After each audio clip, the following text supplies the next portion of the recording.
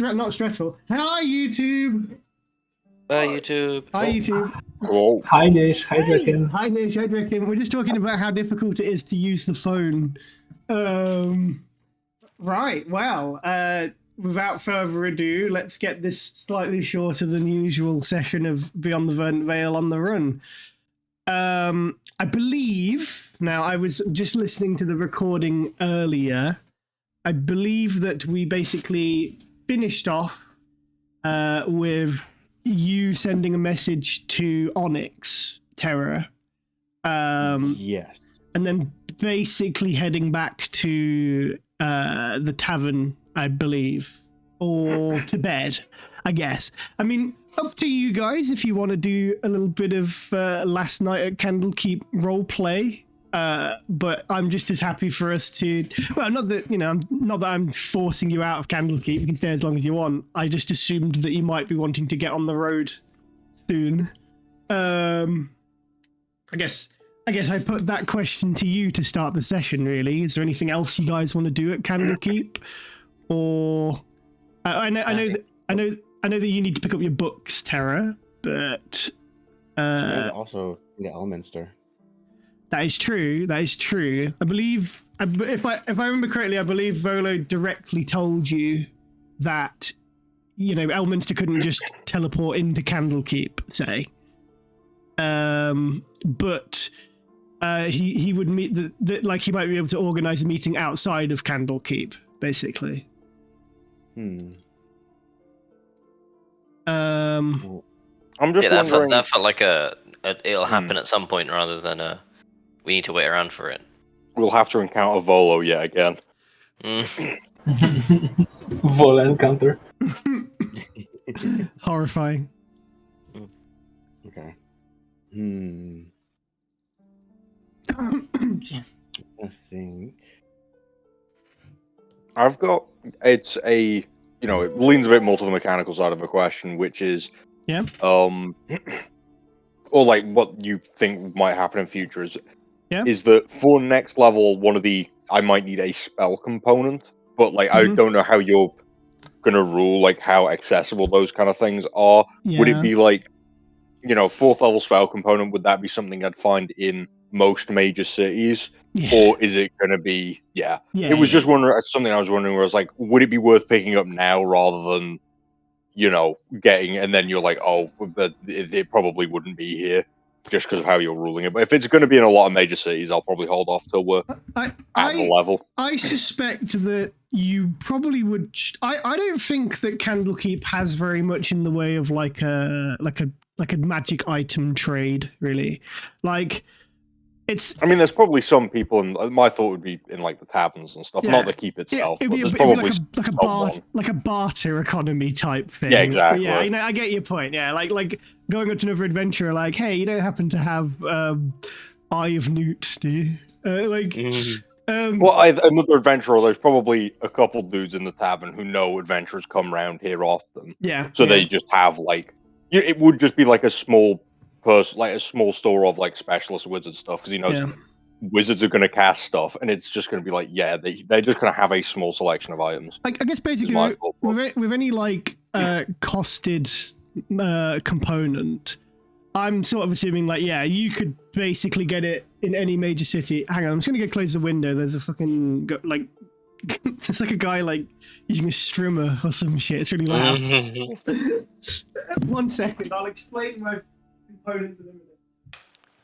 I had that the other early in the week where someone was using a power washer and a lawnmower for 3 hours, and it was 20 degrees out. There's now a muffled strimmer in the background. I'm assuming basically components, probably major cities, I would guess. Anything that's a bit less benign, you'd probably need to kind of seek out. And I would kind of imagine if you were looking above level 6, depending on what it is, I'm imagining some items are probably a lot harder to come by than others, basically, right? I don't know what kind of components level 9 spells have, but I know that a lot of them are very expensive and therefore probably very rare, I would guess. Like, I'll try and find one, for example, and it's a caterpillar cocoon, and I'm like, that's not expensive or hard to find. no, that's really not. I was going to say, I guess Wish doesn't have a fucking component, does it? Oh god, I don't know. There was one that was a diamond worth at least 5,000 GP. Oof. That's probably a bit harder to find. Which, to be fair, you wouldn't get from a magic shop, probably. You'd probably need to you get like a jeweler's, like, you know. You just prize it out of a ring. Be a big fucking diamond, though, I think, for 5,000 GP. I don't know. This is the one thing I wasn't sure about, actually. I was going to ask, and I completely forgot until just now. Go for it. You got any questions? Just go for it. So because I get as a thingy spell, like as a, what do you call it? Not as a. It's due to what's the word for it? It's due to patron, so it's an expanded spell that I get. Yeah. From being celestial, so I get revivify, right? Yeah. I assume I still need the components for that. It's not like because it's patron. You don't need component count. If it's still a spell, I would probably guess. Yeah, because it's still a spell set. Yeah. Yeah. I think with pretty much the way, from what I remember of 5e spellcasting stuff, is like even when something says ignore material component, like basically if it states it has a material component worth X GP, that basically overrides anything else. Yeah. Like it's just like you got to have the thing, and it's got to be worth that much. I think my general rule of thumb of this is like, for me, this is question it if you'd like and argue it if you'd like, because I'm up to debate on it. But my personal thing is like, if it's a spell that has a material component that that doesn't really have a stated cost, I'm not particularly interested in splitting hairs over it. And if it's one that has a cost but doesn't consume it, I'm also a bit on the fence of caring a little bit. Yeah. Stuff like Identify, where you just need to carry around a 50 GP pearl on you at all times. I'm like, that's just in your component pouch. Like, let's just fucking say that, right? Like, if it's like, I think with Revivify, where it literally uses up a 300 GP diamond to do it, I would say, you probably need like a diamond per cast type thing, right? Like, that's my kind of gist on it. Because the main reason that they put those costs there is to balance certain spells, right? Like, that's my general take. I would also say that if it's a spell with a component cost on a scroll, I think this is a general rule anyway. You don't need the component, right? Yeah. So that's my general thing. I think, given that it's a spell that you still need to use an action to cast, regardless of the source, I would say probably still need the item, I guess. Yeah.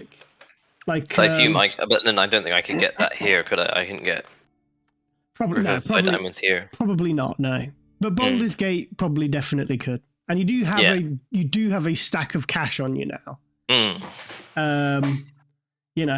I don't think necessarily buying a couple of spell components is a bad idea. It's not a bad use of money. Although, depending on how many Revivifies you want to get, it might bankrupt you. That's my my next level thing, which is 4th level, is going to effectively bankrupt me. It's going to be 400 GP. Oh. I mean, it's a good thing I'm very generous with giving you magic items as rewards, isn't it? Because otherwise you'd have to go and buy them. To me, I'm a little bit like... 5e, they're not meant to be bought, from what I remember reading. Yeah, they're just it's weird. 5e's so inconsistent with how it says stuff. In my version of the setting, or at least with Forgotten Realms in general, I imagine it's a kind of high magic setting to the point where you can walk in a shop and buy certain magic items off the shelf. Like, yes, if it's a legendary magic item, probably not, right? Like, no one's going to just have a Ring of Wish lying around and be like, sort of good luck. Yeah, 50 GP, you just go and barter him down. Like, but like potions, for example, there's apothecaries for that. And like maybe you want to get weapons enchanted. I'm sure that there is somebody that can literally do that for you, type thing. Right? Yeah. For a cost. Or you can buy like magic items people have found. But yeah, that's my general rule of thumb on this, I think, is like, anything... I think you could. Because I know that there is some stuff where it's like downtime. You can like use your downtime to go and seek out magic items, but I think using a month in game to go and find a magic item doesn't feel very high fantasy to me. That feels like time filling. So I'm, that's my strong D&D opinion of the day. Hey ho. But yeah, that's where we're at, I think. But yeah, point being, I don't think that they would be selling. I mean, maybe you could shop around and ask around and see if anybody has the things you need, but they would probably try and upcharge you at best. Yeah.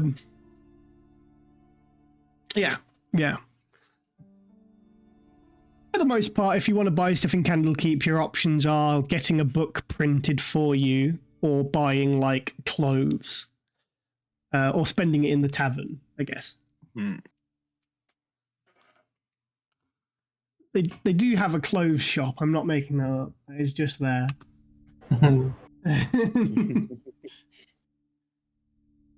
You can get your Candlekeep gift shop clothes.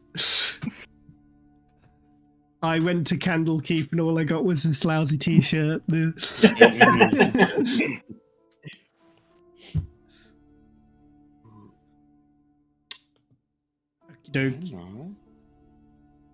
Hold on.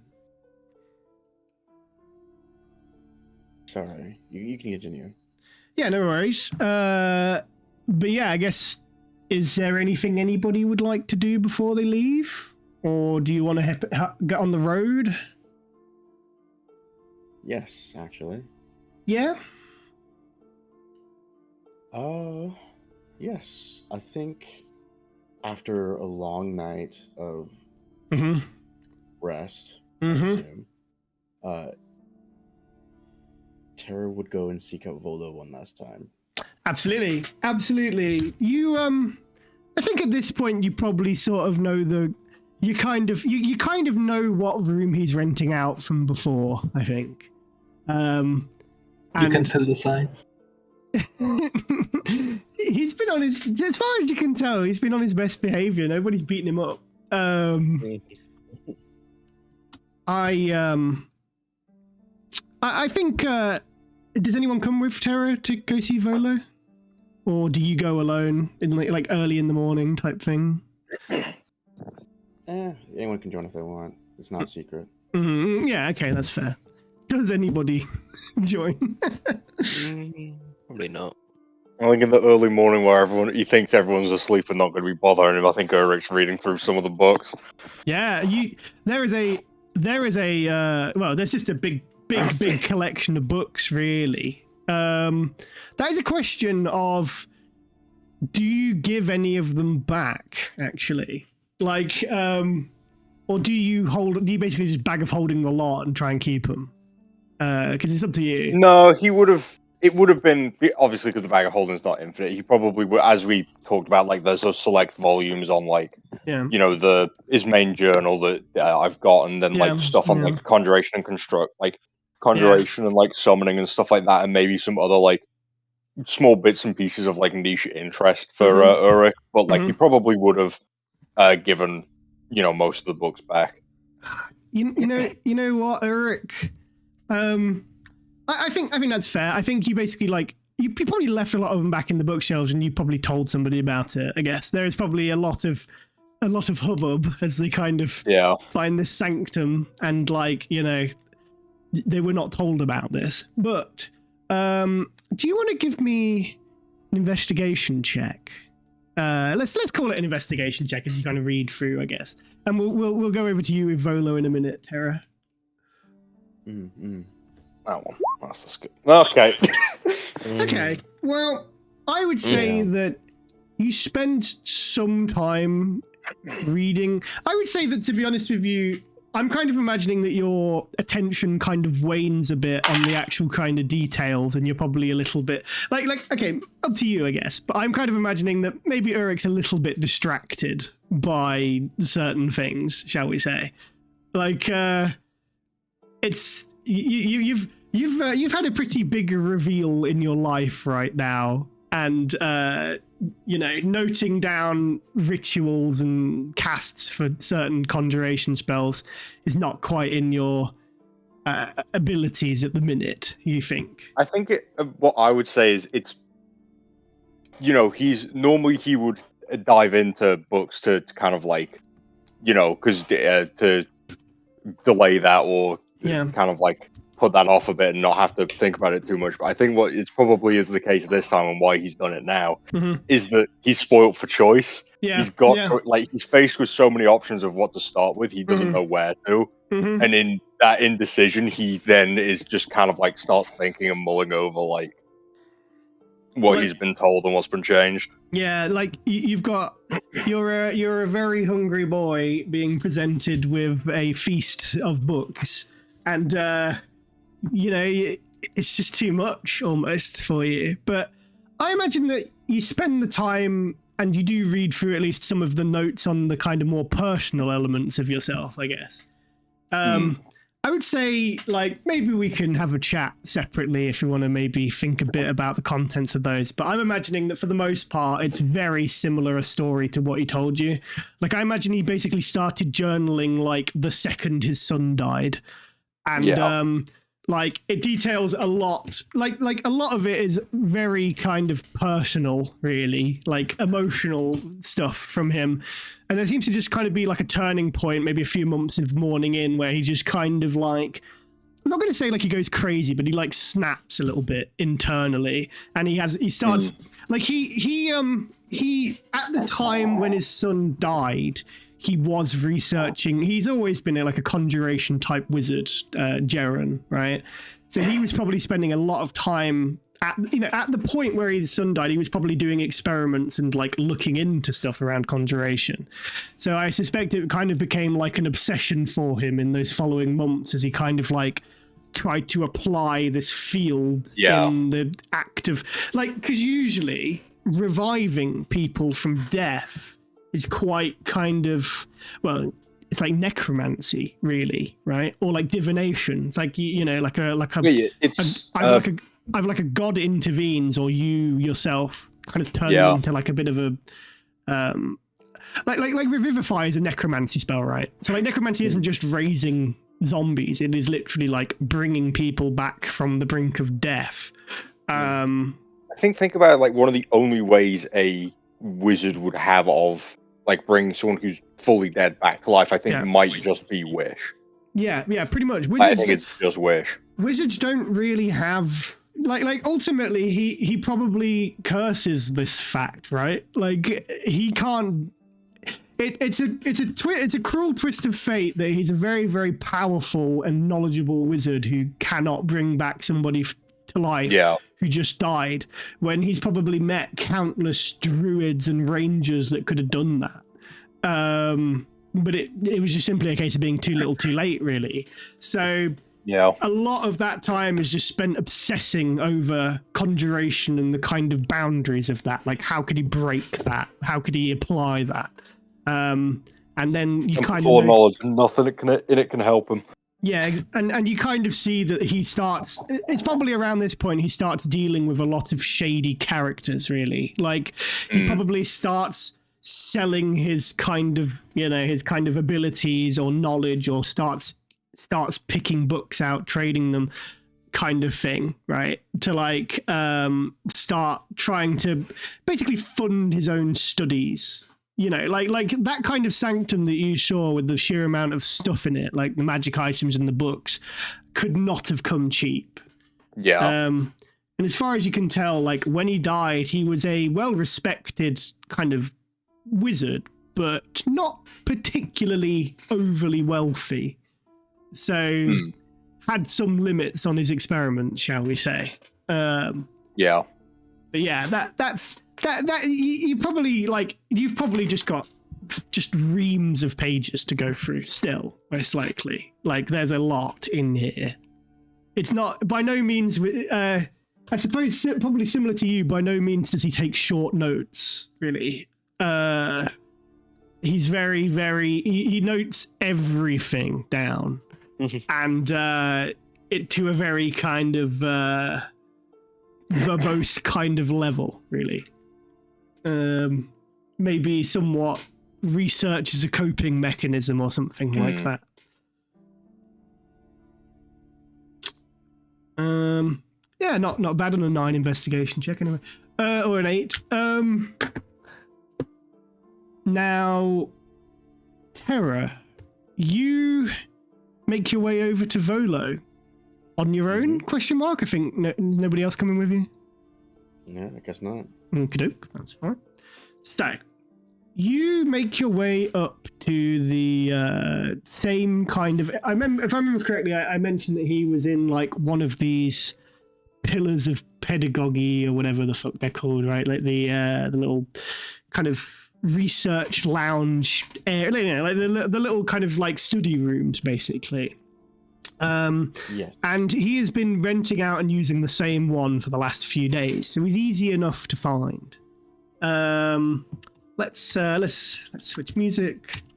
So you I think you probably I guess you come to the room and the door is closed again, and there is this like slightly bored looking member of the Avowed stood outside. They would just walk up most likely to the Avowed and just say, I've come to speak to Vodo. The Avowed nods like, yes, he told me to expect you. Door is unlocked. Yes, thank you. Gives you a little nod. And with the same nod, Tara's just going to open the door, walk in quietly. You see Volo kind of reclined back in this kind of rather comfortable looking chair, and there is just like a pillar of books, or 2 pillars of books really. One is taller than the other, and you just kind of watch this guy, like you can only really see the back of his head, but you can kind of see like his hands, and he is like very quickly scanning and flicking through these books. He seems to barely even... He doesn't seem to hear the door kind of, creak open or you step in, really. He seems to be sort of deep in mid-research, I guess. Tara would just politely, as they close the door, they're going to just politely clear their throat.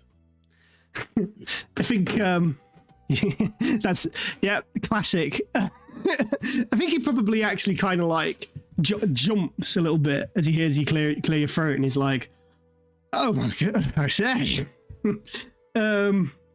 He puts the book down and kind of, with a slight kind of like, pulls himself up out of this kind of reclined position on the chair, and stands up to face you, and he's like, "Oh, I must apologize. I was deep in research. It's good to see you are well. I trust things went well within Candlekeep." Yes, it did. I learned a lot. That's good. I realize why you're here, of course. That's why I told the Avowed to wait out for you.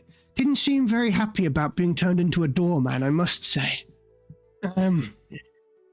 Yes, they seem quite above these positions. Now, he kind of looks at you, he's like, I have bad news and I have good news. Which would you like to hear first? Bad news. Okay.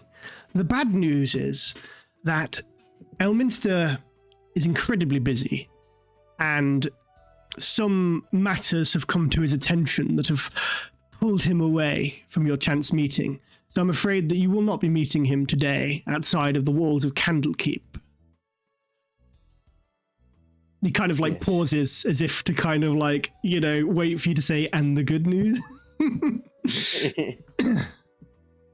I see. He just kind of looks at you like, and the good news. So fucking stupid, I love him. And I hate him. And the good news is, he currently is on business within Baldur's Gate. So I believe you might be headed that way anyway. At the very least, he has agreed to meet with you when you reach Baldur's Gate, if you head towards Baldur's Gate. He'll be there for the next few days, I believe. Or at least the next week. Bit hazy on the details, I'm afraid. He seemed somewhat annoyed that I contacted him while he was busy, as usual. But, yeah, some strange goings on up there, I believe. Something about, I don't know, cultists. You know what those crazies are like. Yes. We do. Is that, I obviously, I apologize deeply that I couldn't organize a swift meeting. You understand, I tried my best. Unfortunately, often my word does not hold as much sway with Elminster as I would like. He sort of, what's the word? Begrudgingly helped me out. Though he did seem interested in your personal history, I must say. I believe he had somewhat a long history with the Opal Dragonborn. So, as I say, I suspect he might be able to help you in that regard quite a bit. If you wish to meet him, it should be as simple as heading to the Temple of Mystra within Baldur's Gate. You might need to ask a local for directions. It's sort of between the lower and upper cities somewhere. I'm not entirely sure. It's been a while since I've been there.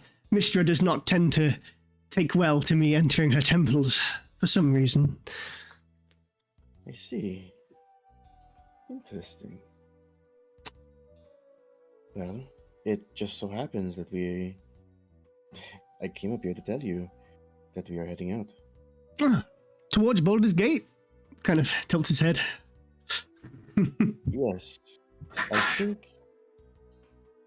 Well, at least what I want to do is head north past Baldur's Gate. There seems to be a way into the Fae up there. But... I see. You spoke to the bookkeeper, or whatever his role is, lawkeeper, bookman. Yes, Janusai. Yes, Janusai. Yes. Janus. Hard to read his name on paper, you know. Yes, it's harder to pronounce. Yes, he did not look very happy when I called him Janusi. But honestly, give me a phonetic spelling on your letter then. Sorry, I'm getting off track.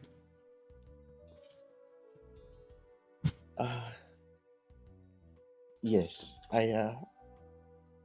sorry, give me 1 second. Of course. One. No, I'm Your joking. time is out. Well, I'm joking. Take as long as you need to sing.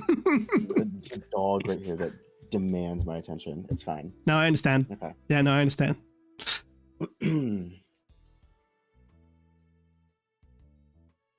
Yes, I spoke to him. They revealed quite a lot about the Fae. That's good. And,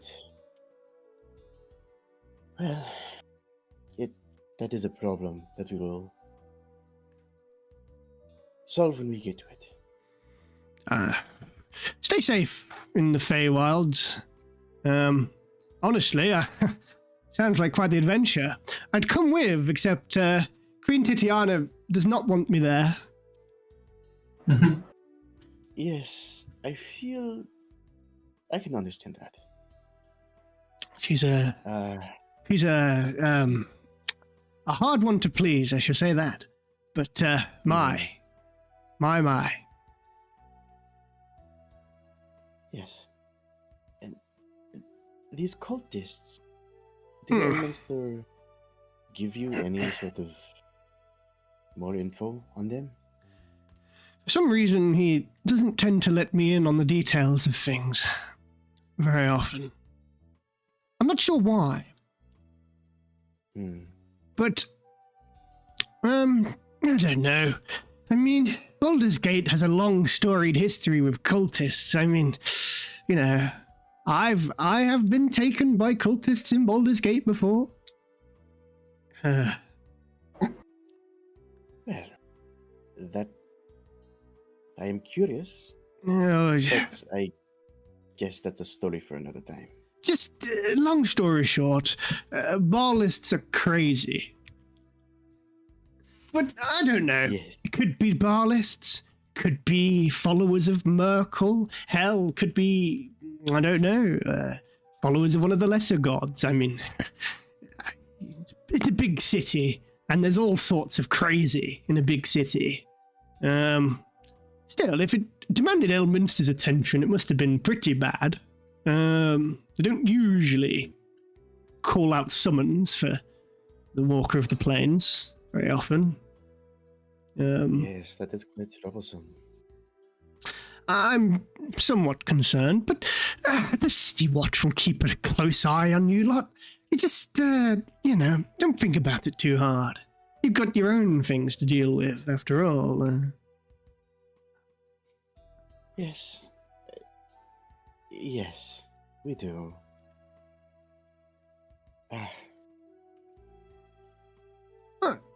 I must say, it's been rather enlightening having our conversations. I've rather enjoyed it. I have somewhat ruminated on our conversations last time, and I cut ties with my current publisher. I'm self-publishing this book. Going to make it a bit less, what's the word? Sensationalized. Perhaps it will stop me getting grabbed by the collar at bars. Well, let's hope so. Yeah. I wish you the best of luck. Thank you. And Volo. Yes. I hope to see you soon. Yes, me too. I can only hope the next time I see you, it is your full troupe performing on display. That would be quite special. Yes, it would be. Um, And thank you for your help and for listening. Thank you for your stories. They're interesting, and they deserve to be shared, but not by me. Well, next time I can share with you some other stories. Some that are not so dreadful. I can share my fair share as well. I guarantee you it's at least 85% accurate. I will take it.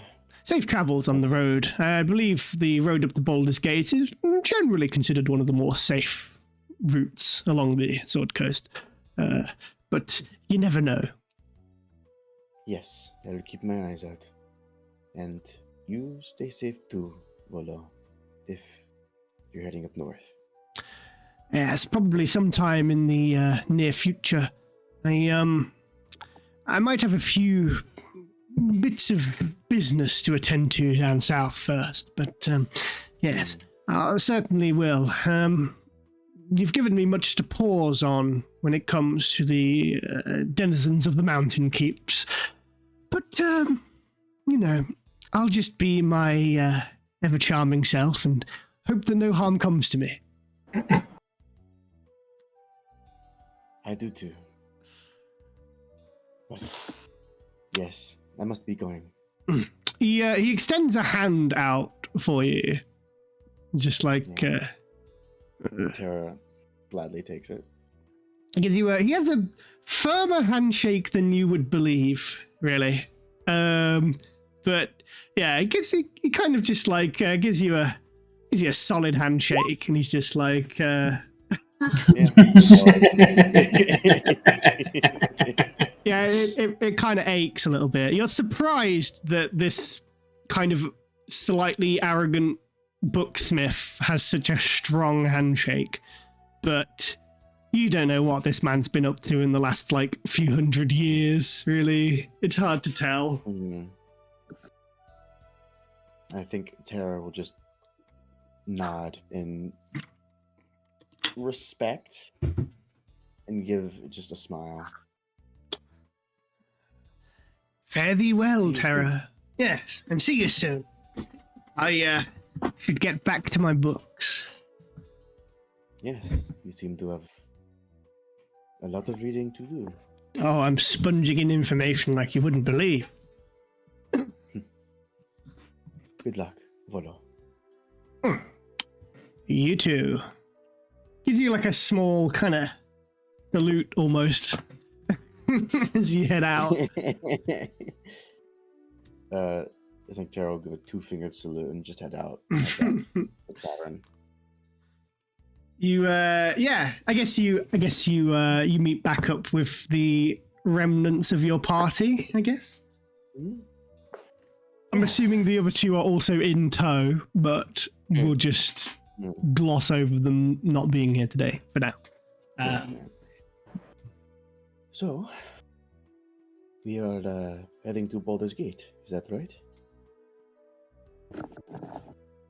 If we could spend there as little time as possible, that would be perfect. I don't want to run into my parents. Yes, I understand. I should probably pick up my books. They should be ready. So I think Tara's just gonna go outside to the book place. I think they basically, without much, they kind of like, they recognize your face. They don't even like take any notes really, but they just kind of like go, you know, here's your books. And I think you got, if I remember correctly, if you had it to your inventory, but I'm pretty sure it was like the book on Gem Dragonborn lore, and then it was like, was it like Dragonborn poetry and like did you get copies of both of the things that you sung at that tavern or not? I did get both. Yeah, so I think one is like I can't remember what the name of the play was, but it was basically like Gripped for an Elven musical type thing. Dragonborn poetry, and the book on the Gem Dragonborn lore, which I'm sure I have noted down the name of somewhere, but I'd have to look for it. Crystalline Lineages. That's the one. If you add those 3 to your inventory, that's where they can live. Okay. Scorpion, Yes. you have also mentioned a clothes shop. There is a clothes shop. Hang on, let me go get my Candlekeep book. I always forget. I spent money on this. Ugh. Right. You did mention it, so it is your fault. I have it. So let me have a look. There is a clothes shop. Yeah. I believe it's like here. Let me look. Where are you? Map.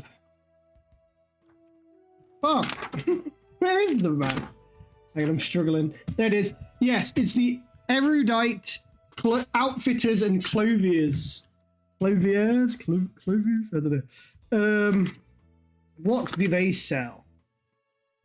What do they sell? Yeah, I mean, I assume clothes, but it doesn't really... I can tell you what I'm looking for. Then. I don't know. Seekers and members of the Avowed can buy new robes or have their well-worn clothes mended at this modest exchange.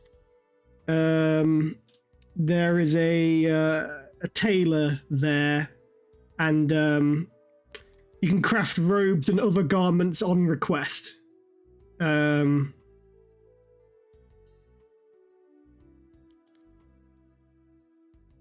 Yeah, you can go there if you would like. Yeah. Yeah. I think what Jenny would be looking for is just like basically some kind of cape or something with a hood to be able to conceal herself?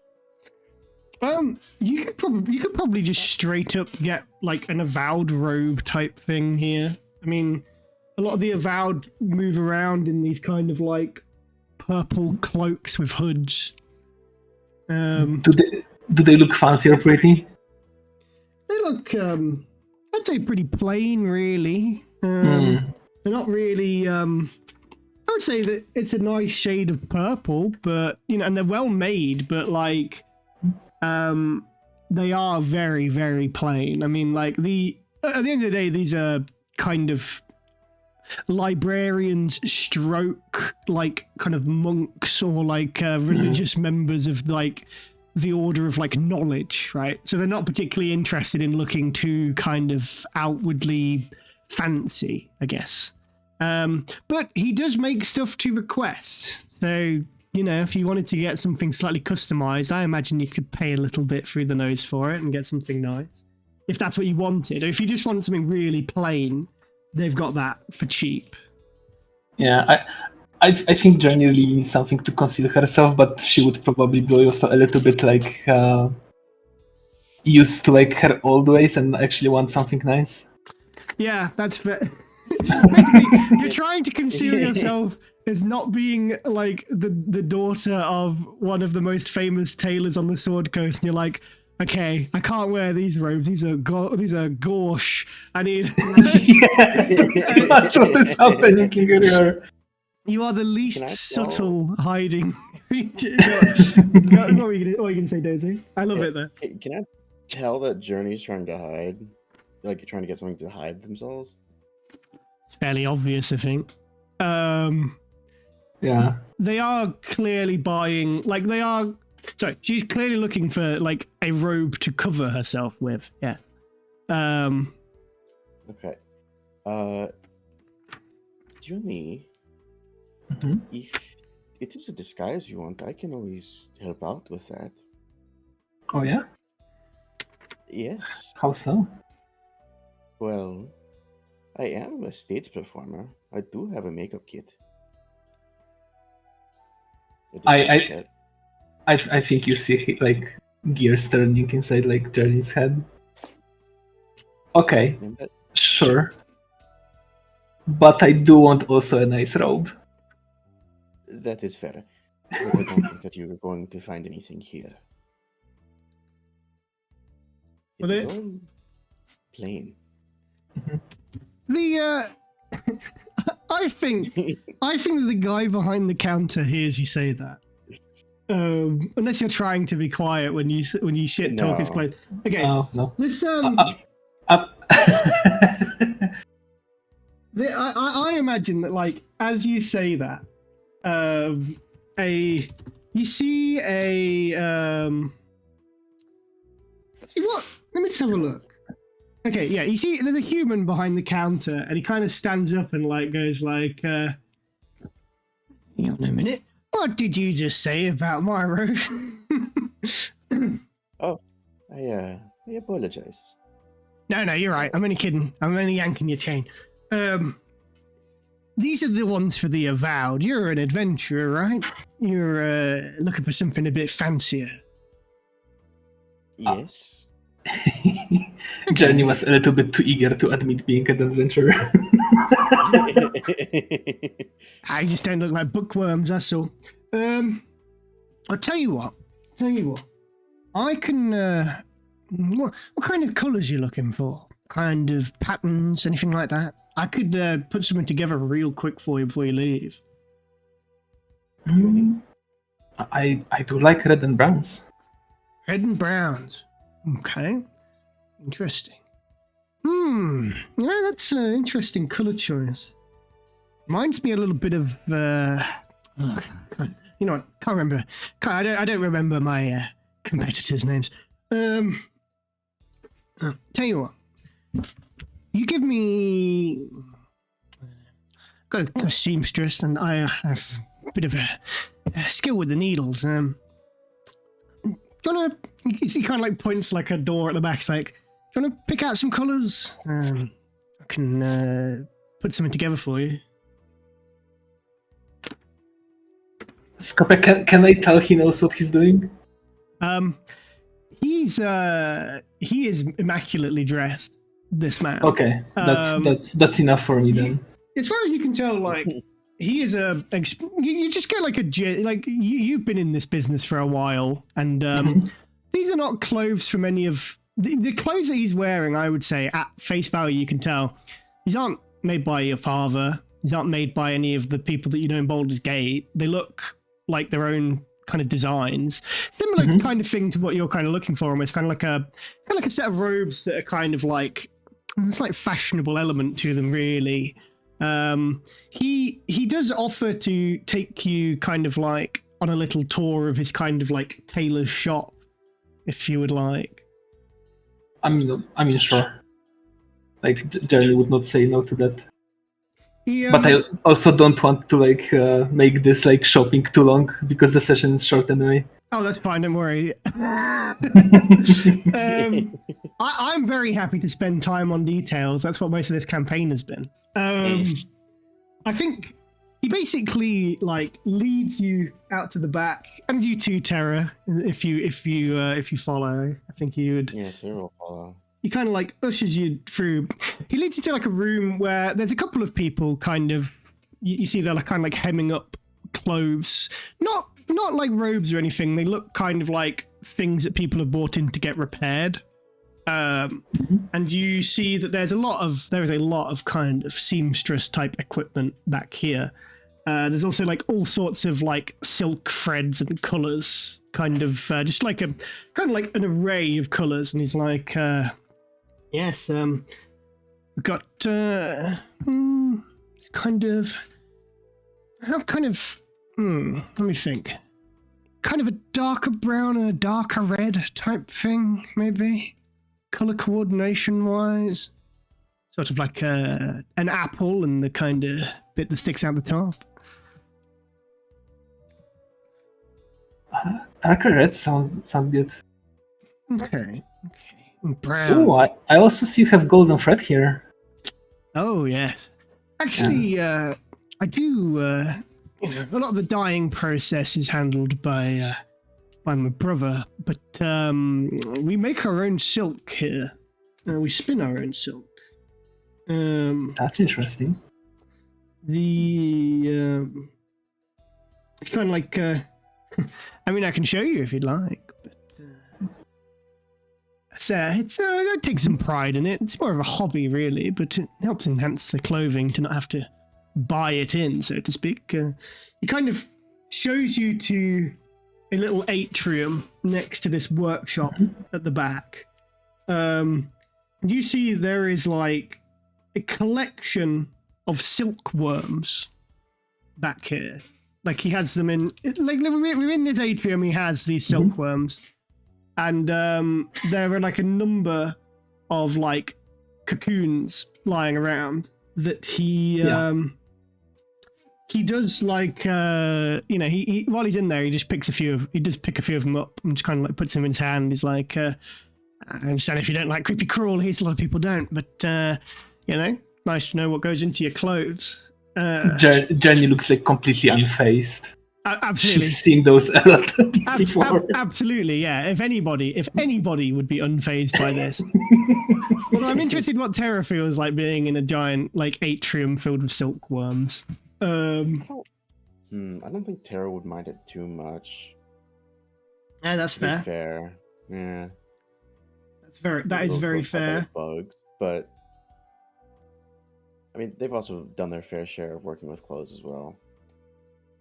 I think he shows you that there are like a number of there's actually like a number of silkworms of different colors as well, like not just white, but like he's like wizard long time ago taught me how to sort of like affect the dye of these things, and it kind of changes the color of their cocoons even. Easier than dyeing the thread. Yeah.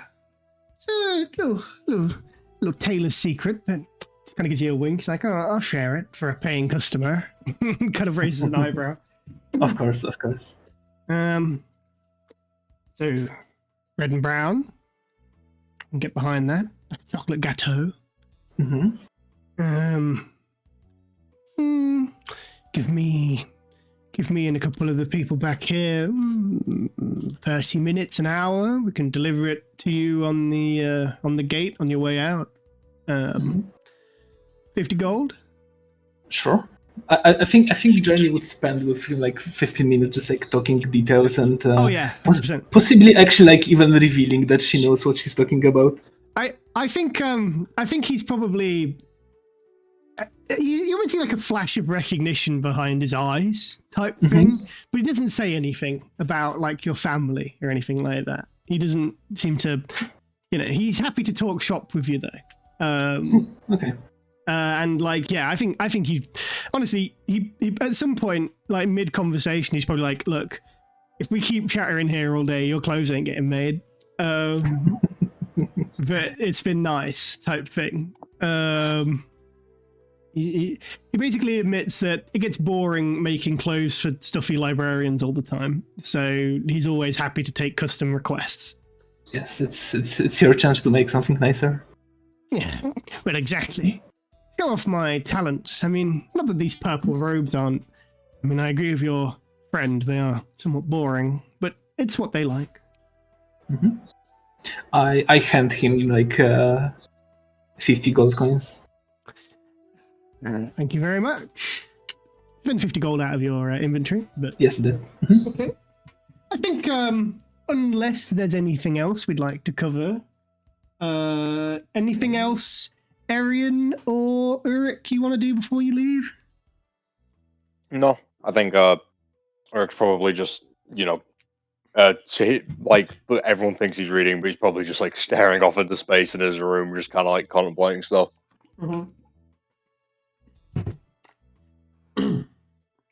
I do think in the meantime, while we're waiting on the close, Tara would speak to Journey. Okay, yeah, absolutely. Probably on the way back, right after they leave.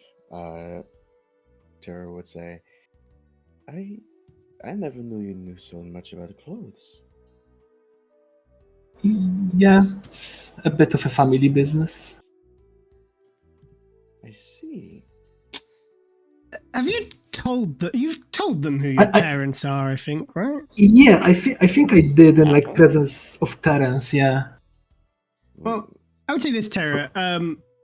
Or no, Tara was always away at the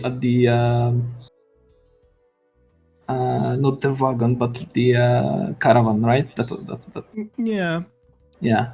Tara, give me a history check. Actually, tell you what. Before you do you get to Baldur's Gate very much? Do you think? Would Tara have spent a lot of time in Baldur's Gate, or would you have only? Because I know that you've been that south, but Tara, Baldur's Gate is usually as south as they go. Yeah. With their troop, so since it is like an endpoint, they usually spend a little more time there. Okay. But like maybe a week or so. Okay.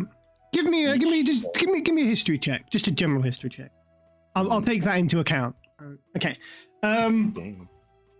I would say that you realize just listening to Journey talk about all of this kind of like seamstress clothes business, and mentioning that her parents are in the business, and having been to Baldur's Gate a fair amount, probably performing for, I wouldn't say necessarily performing for noble men, but inevitably you will be. So there probably are a lot of people who are kind of the slightly richer persuasion. You realize who Journey's parents are, I would say. Essentially, what you know is essentially that well, at a guess, the people who you're thinking of are a family called the Hydra Hammers, and in particular the kind of, I guess the more known name in that world is Yervik Hydrahammer, and he has basically kind of like been one of the sort of like the premier, sort of almost like famous fashion / clothing designers in Baldur's Gate for a very long time. Like he's like well known for kind of importing and working with these like high quality textiles, materials, and jewelry, hiring like some of the best weavers, tailors, and basically like his service is like fashion and clothes making and like outfit designing. So like anybody who is like the kind of who's who of Baldur's Gate is probably stopped to his shop and have their kind of fashion tastes like tuned to the kind of, you know, it's basically he's like a I guess a bit of a makeover artist, I guess, to some extent. But yeah, but you realize like, oh, the penny drops basically. I think like after Tara asking that, like you just pause from Tara, and just you can see Journey on their face, just the recognition, and they kind of like lean down and whisper, and they say, "Is your father Yervik?" Yeah. Yeah. Journey looks like suddenly there was like a river of sweat going down her back. It's that amazing mix of just frustration and just nervousness. Like, yeah. Yeah, it's him. I see. I would have never suspected that. You from Yervik. We can talk about this on the road, but I do have questions. Well,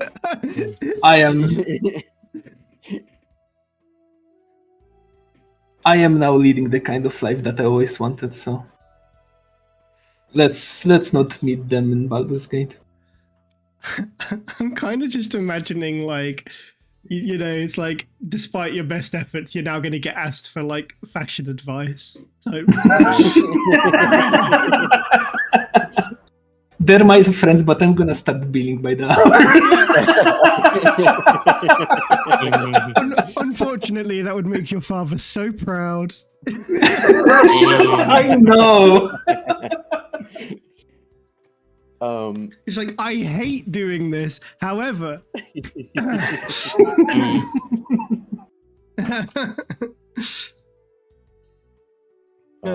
so essentially, just moving it onto the road. Absolutely, yeah. The conversation on the road after we pick up. But yeah, to summarize, Tara, you did get the like vibe that they're not happy about it, you know? Yeah. She's yeah. It's fairly plainly obvious that you do not really want to see your parents in Baldur's Gate, really. Yeah, she's not even like hiding it, just yeah. It's pretty much known. I mean, yeah. You've not been subtle about your want to be very short in Baldur's Gate. Yeah. You suspect that, you know, easier said than done to some extent, but you've got.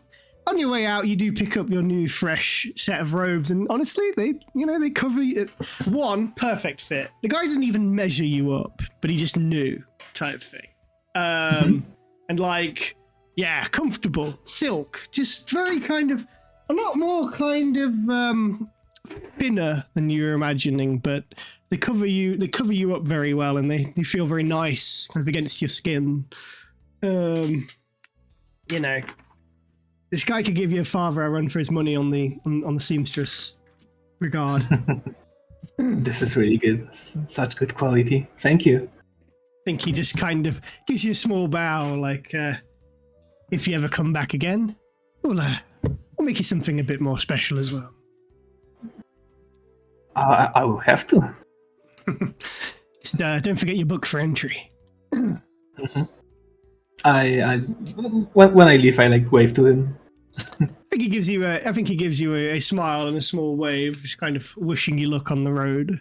I guess with that, if no objections, we head onto the road. I guess. Let me put us back on the. Let me head us back onto the world map and also change music while I go for it. Yeah. So, if we go to... That's just play the same song again. Thank you, Bob. Okay, select all. Sword Coast updated. There we go. You can hope... It might take a second to load. I apologize for that. It's pretty slow for me as well. Yeah, there we go. Yes. There we go. Cool.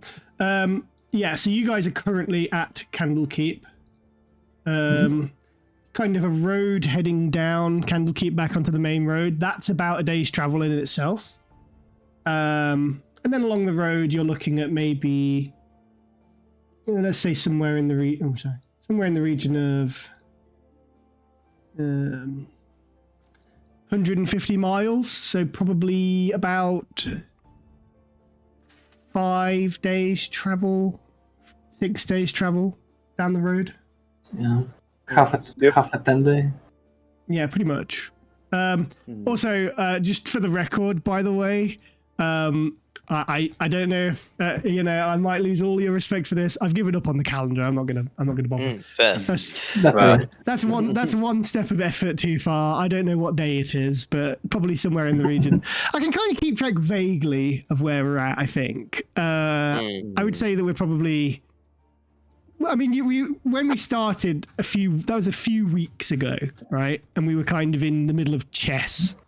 I think now we're probably sitting somewhere in the region of, we're probably somewhere in the middle of, it's been a few days, you've had a few days of Candlekeep. We're probably somewhere like 3rd or 4th of Tarsak. So if you want to make a note of that, you can, but like, let's say 4th of Tarsak, and I've spelt that for you in the session text for you. But yes, let's say you're kind of in the throes of spring now, and it's it's comfortable weather to travel in, as far as you can tell. You've been up and down this road to Candlekeep a bit, to be fair. You had to go back down towards Famvar's Tower. You headed kind of up it from Scholar's Rest. But there's basically a big stretch of road, like along what is basically like a plain. Like there isn't very much around Candlekeep, really. Maybe like the odd bit of tree here or there, but there's not very much in the way of like houses this far out. I guess if you I'm going to say that if you guys travel the road from Candlekeep onto the coastway, this would be probably the one time where I say, let's not even bother with a travel roll, because there will not be anything on that road, really. Yeah. Except for Thamvar. Oh my god. We have a roll for Cacti. Can you imagine? Just like, I can't wait to get home. It's been a real long business meeting. Tower's just on fire. It's the community gif. He just walks in. He walks back in with his pizza. Yeah. Literally. Better queued up. That's fine. There you go. In session text, this is just him coming home. His cactuses are gone. They stole my cacti. Stole his cactus, broke all of his wine, ate his cheese, and ruined his soup. Stole his soap and towels. Stole his money. Literally. But yeah. He melted his 2 statues. Or his 2 arms. He's got nothing. I would say, do you guys just, anything you guys want to do, or do you just head straight down the road from Candlekeep onto the coastal way? Increase his I head. mean, Yeah, probably. yeah, but Terra along the way is gonna go and kind of just not pull Journey aside, but slow down or speed up a little bit so that they're a little bit of separation. And Terra is going to say, "So, I know that we are going to Baldur's Gate and that you want to avoid your family. But if it is not too much, may I ask why?" I just don't want to be a part of the family business, and it's been forced on me for ever since I remember. I just don't want to. I understand. They also used to be adventurers, so my mother is a warlock. I fear she may actually have methods of keeping me in Baldur's Gate if she finds me. I don't want to go for that. Oh, well, that's not going to happen. I will not allow that to happen. I'm very happy to hear that. You've been away from home for about 2 and a bit months now, by the way. Yes. Thereabouts. Mm-hmm. Well, I'm not sure how long we're going to be in Baldur's Gate, but I'm afraid that it might be longer than you would like, in all honesty. I will hide in some tavern if I have to. It is fine. I can hide you pretty well, I feel. And worst comes to worst, I can act as a good distraction.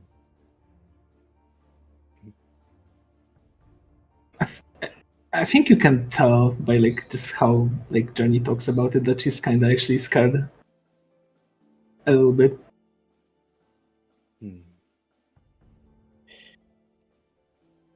Journey, it is going to be okay.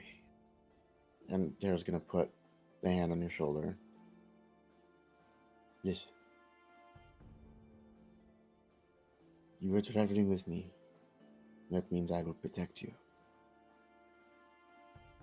I will do my best to not let any of you fall into any harm. Thank you. It's just that, you, Ariane, Nish, Ulrich, Rai, all friends, I don't wanna give all that up just to work in some shop all till I die. Yeah. I will say that Nish's character is called Scraps. Ah, Scraps, sorry. I didn't want to ruin the moment, but I do love the idea of it's just Nish. Good, you corrected me. Thank you. Scraps, yes. Sorry, Nish. I meant Scraps. Oh my god, Nish, you're in the Forgotten Realms. Careful. It's like I imagine the scene and just it's actually the scene part of a movie. It's just ADR, like you clearly see him mouth niche, but there's ADR just cut in saying Scraps.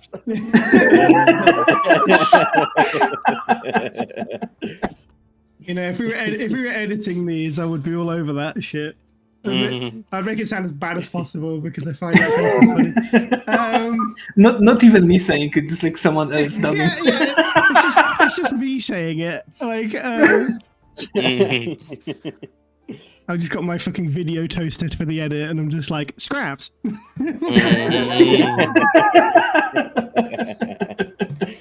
Oh my god. Sorry, do continue. I love the RP. Yes, I understand. But not something that's... I will let them take it from you. I understand the freedom. I understand being bogged down by your past.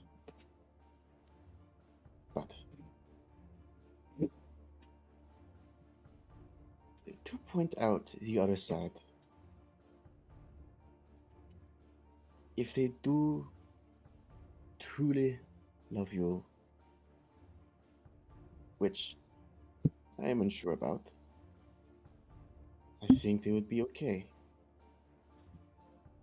with seeing you go. I think Explain it.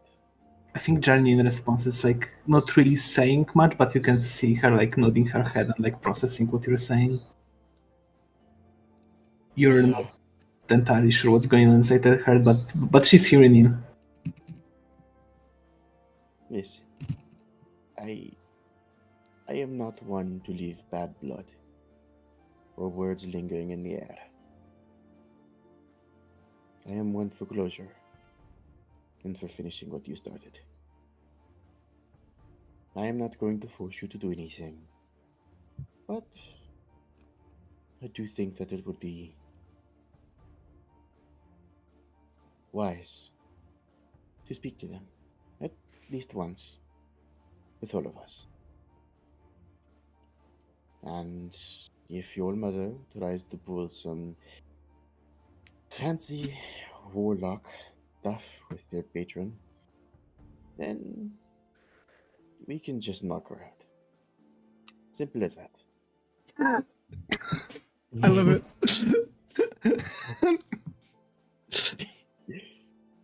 I don't know. I don't know. It's hard. Please don't beat up my mom. Jeremy did not oppose that. No commentator made I want to point out. Yeah, no, that's a fair point. Jenny's like, beat on my mom as much as possible. I'm just nervous about it. Peak rebellious teenager. It is tough, but I think in the future you would prefer to have at least some semblance of a relationship with your parents than none at all. But that is me. I am not going to force you to do anything, and I will support you on whatever decision you make. Okay. Thank you. Can I figure out what's going on in Journey's head? I have to figure out what's going on in Journey's head. She for sure is conflicted about all of this, right? On one hand, very scared to like end the adventure prematurely.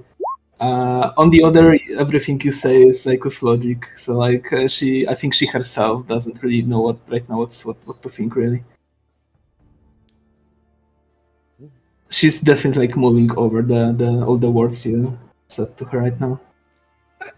I would say on a 10, you can probably at that kind of surface level, you can tell that like there is cogs ticking in her head over the stuff you said, basically. But no need to worry about it now. I say we keep on walking and get at least on the road to Baldur's Gate. And with that, I think I'm gonna rejoin and continue walking. Okie dokie. I think I would like to bother Ulrich for a bit, if I may.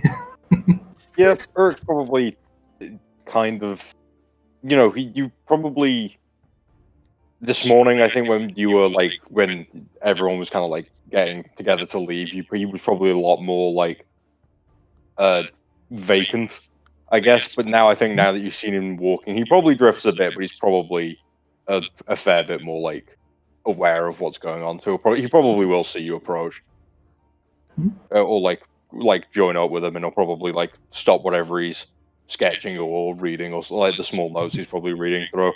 Mm-hmm.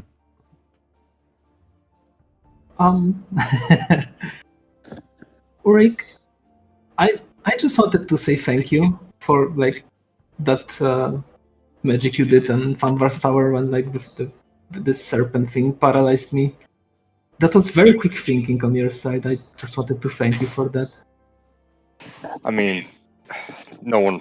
Yeah, it's something I've seen a lot. Like, people always think the point of magic is the explosions, the fancy, all that, but it's utility. It's there's a lot of ways you can use it and be subtle and keep people safe and out of danger. Normally, I'm a lot further away myself, but yeah, I'll I'm gonna make sure that no one gets eaten or killed by some magical machine or non-magical. Yeah, given that we're wandering through the woods now. Well, you say it's not all flashy, but you teleported me away and also exploded everything around us, which was really cool. Magic's not about sometimes it can be a explosions. little flashy. It's half about explosions. No, I wanted to ask, like, where you learned all of that stuff? Like, I feel like you're fighting really well. Even in those caves when we were investigating that ancient dwarven fortress, even there you knew how to like displace me to basically give me the most advantage, and I just swing my hammer and kill stuff, but you keep all of this stuff in your head and like act on it immediately, and it's kind of how I want to be as good as you. Well, it's I think because I'm not swinging a hammer, it's hard to focus on two things at once. Most of the time when I didn't do much fighting, I just sat back and watched, and while some small scuffle or a band of rogues was trying to break into something, my job was to position people so you can imagine sneaking into somewhere rather than the rogue having to kill a guard or something like that. If you can just move him to another spot or a balcony where he's not gonna gonna get seen, that's a lot better of an outcome. So it's just sitting back and observing. But it's hard to do that when you've got everything in your face and you're trying to manage a weapon. I can do anything near that. I mean, as soon as anything gets in my face, I'm like I'm always thinking about how fast I can get out of there. It takes a lot of courage to, I think, face down something like directly in your face.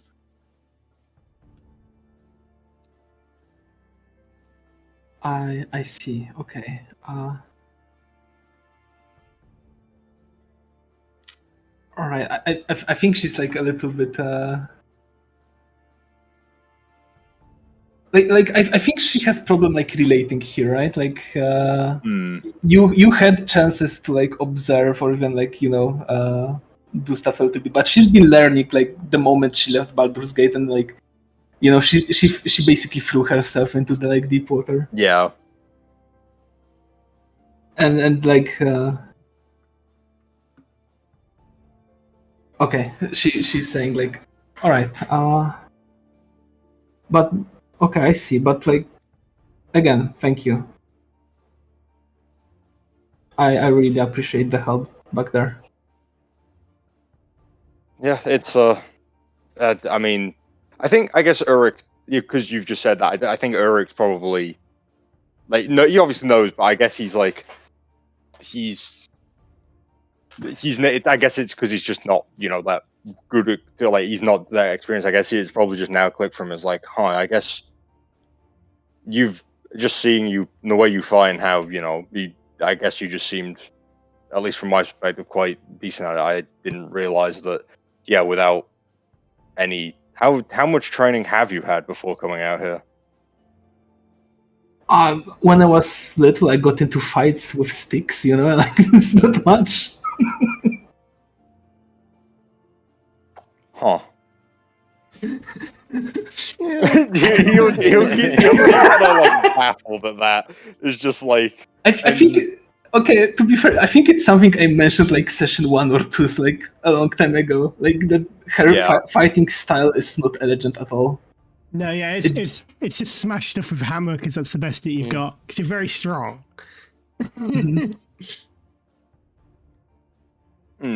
I guess he'll just kind of like think of me like, huh, man, that's so. Up until joining us here, that you weren't fighting anything, and you've now fought displacer beasts and blink dogs, the whatever that was in the caves, animated wine barrels. I did get a little bit of, let's say, practice on my way to Leyland. But yeah, I mean, when the displaced beast was there, we were all in danger. I wanted to protect us. I think Ur would kind of just be a bit shocked and just feel like even with the amount of I've not been in a lot, but seeing what I have, it takes a lot for me to not just like. Well, I still consider how I'm going to get out, but yeah, I guess if you see it and you're just like smash it with a hammer, then that's not something I'd expect.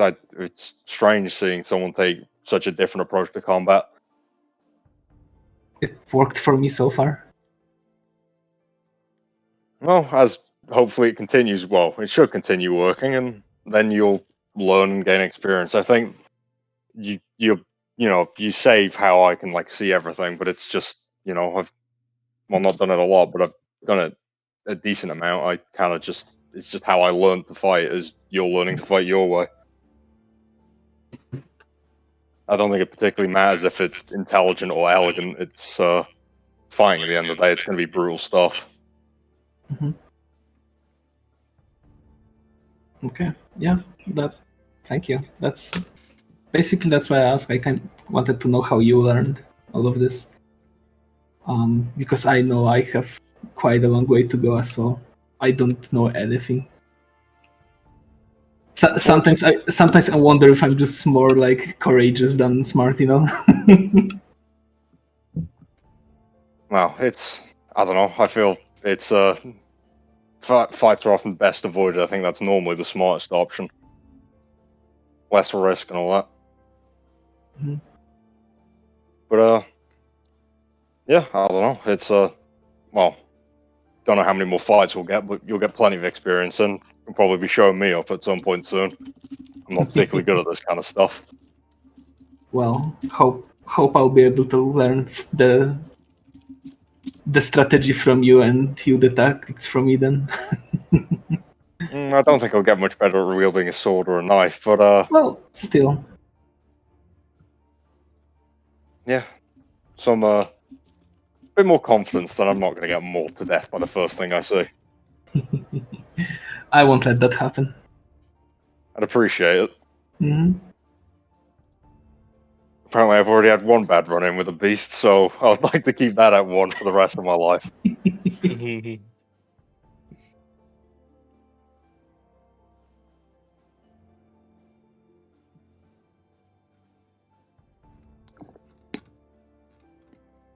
Yeah. Sorry, go ahead. No, I wasn't going to say, so I think that was just a tail end of the conversation. It's probably just like, yeah. I think at this point we would just rejoin everyone else. Yeah, it's probably just like, we start talking about like more just generic about like the stuff around and all that kind of stuff, or just like generic conversations that like draws the rest of the group in as you chat for a bit while you're walking and that. Yeah. Theorizing about some of the clues we found so far as well. Yeah.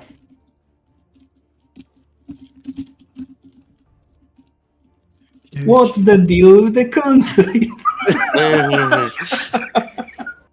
What's the deal with Candlekeep food? What's the deal? They just eat books. Okie doke. I think we've had a few sidebars on the way. I think that this probably takes us up to just about off the main road. I would say this is a relatively safe area to sleep in. So I wouldn't even say that you even really need to do like a night watch here, as far as you can tell. As I think I've usually said on the road, that you probably don't really need to some extent. Shall we move on to the next day of travel? Yeah. Well, actually. Okay. Nope. Another sidebar. Okay, I'm around sidebars. Keep them coming. It's just sidebar at this point. Scrappa, can I, and this is asking you as a DM, Yeah. can I have a little leeway and say back when I was at the cart, could I have grabbed some more instruments? The other two ones that I was proficient in. Yeah. You, I would say, for all intents and purposes, yeah, you got all of them on you, yeah. Okay. I guess make sure you've got them in your inventory and whatnot. But yeah. Yes. I'm adding them now. Thank you. Yeah. And view. So, let's say at camp, while they're camping for the night, Tara is actually going to go over to Arian.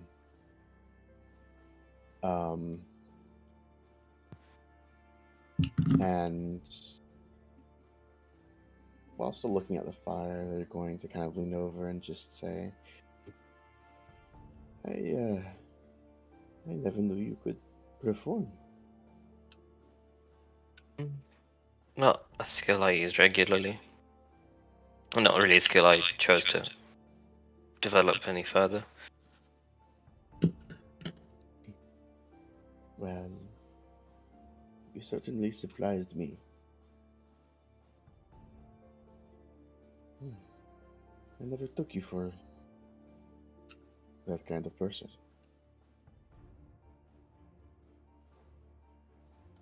I always thought you were more the Urix type. But Well, when you try enough to be that type, some things still stick with you. In terms of your music skills, Arian, would you say that like it was like a thing, like another thing that you kind of picked up to keep yourself getting bored, or is it like something? So this that was is like, as a small child, he tried to do it because then he could spend time with his dad. Yes, yeah. So it was like a thing of him like trying to do it so that they could do stuff together, but his dad just didn't actually care. So he tried and tried, and eventually he realized that actually there was no real interest in the side. So he kind of went, "Well, I'm going to do what I'm going to do. If it's, if it doesn't make a difference." He kind of gave it up as a bad job of like he'd been putting a lot of effort into doing it to get nowhere and to get no benefits. He was like, "Well, I'm just going to concentrate on the things I'm good at." Yeah. That makes sense. You basically put a hell of a lot of effort into it and you were really young and you just still have some of that kind of muscle memory, I guess. Because I'd guess around like 9 or 10 or something, he would have like given up on like, at that point, like, he's done enough reading, enough stuff. He can kind of like recognize that actually this relationship's going nowhere. So it's not, it's just harming him more than it's helping him trying to put effort into. Yeah, I get you. Okay, no, yeah, interesting. I was just wondering. I guess Journey doesn't know any of this. Sorry, Tara doesn't know any of this. I think Tara knows bits of it in terms of it. Tara, I think when I did the initial performance, I mentioned.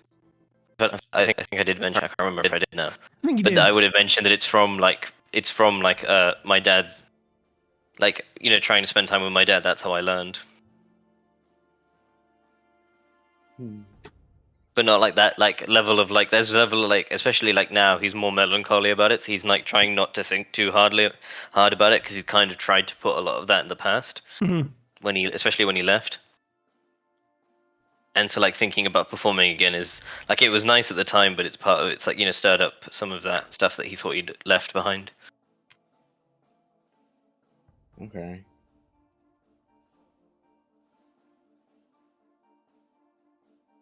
You seemed conflicted, and you seem conflicted now.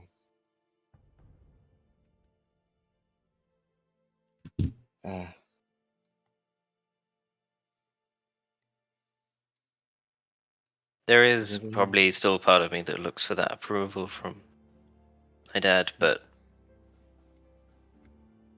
every time I think about performing, it kind of does come back to that.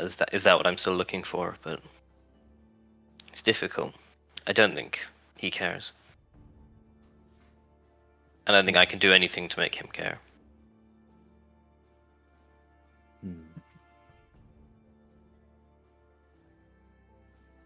I apologize.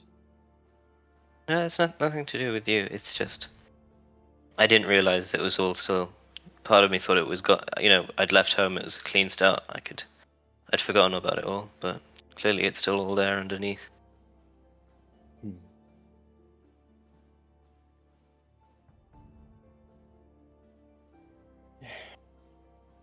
Well, if it's worth anything,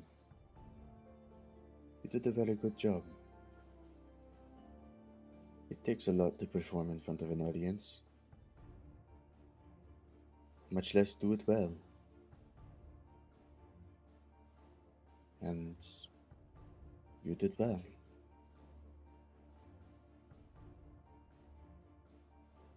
Thank you.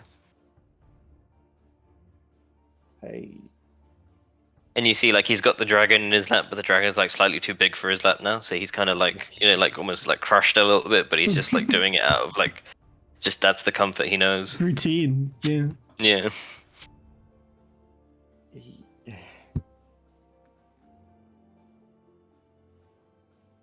I understand seeking others' approval.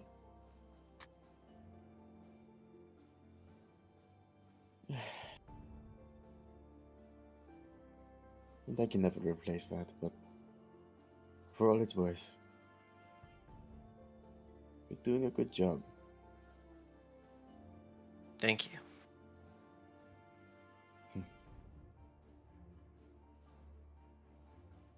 And you seemed like you had fun on stage. Do you ever want to do it? Would you ever want to do it again? Maybe.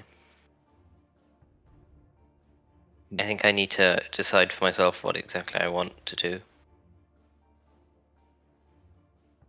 I see.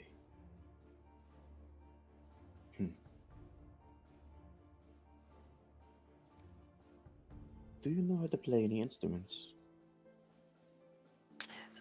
No, well, I did, but none that I still know how. I'm sure I could, but not. It would take me a while to build that skills back up. It's been probably 8 years since I last picked up an instrument.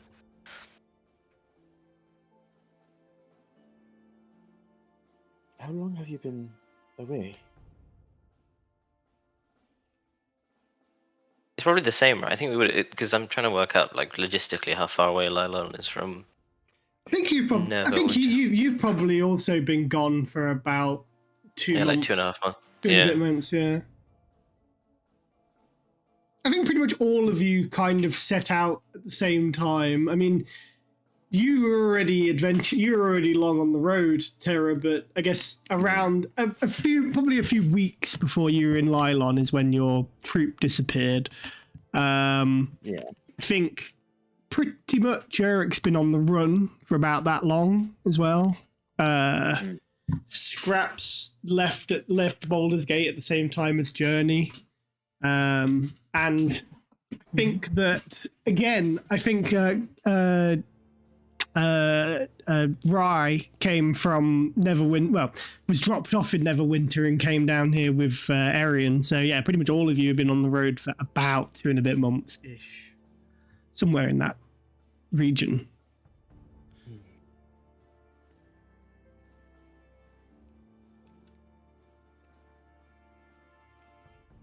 Well,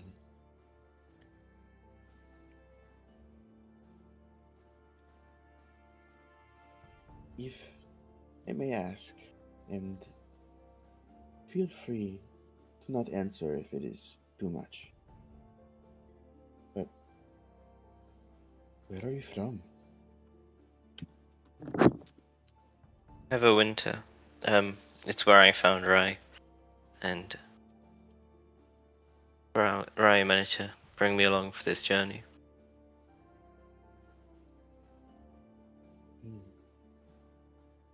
I see. And you speak a lot of your father.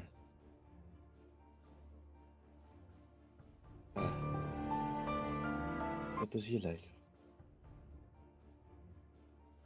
He's, a noble family, the first son, but, always been sort of a bard by trade.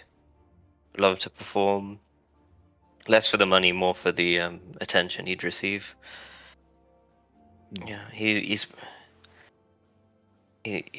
what, 200, But so for elves, he's still very young and very immature.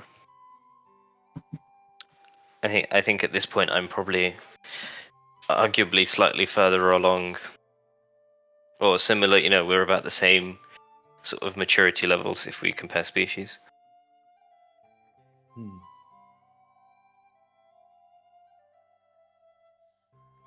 I see. Well,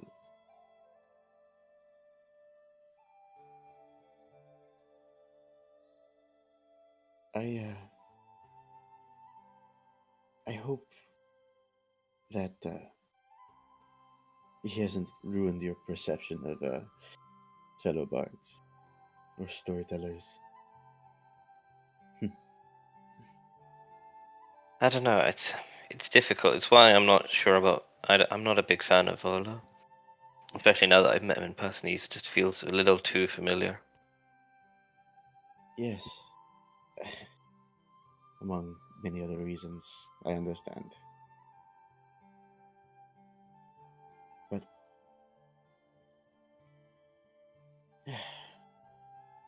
all I wanted to say really was you did good, and you are doing good. You help us a lot. And you performed really well on stage. And seeing as that was probably your first time performing, it impresses me all the more.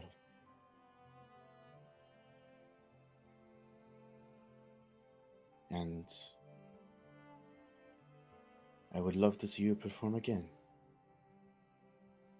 You see, like as you're praising him, his like back goes straight up, but it's entirely involuntary because he's still got like the dragon in his lap. Mm. And well, 1 second. And you can see that they walk over to the bag, drag it over, and you can see them grab something from inside their bag, and they unwrap it, and you can see it is a viol. If you ever want to learn, it's not my primary instrument, but I know how to play it. And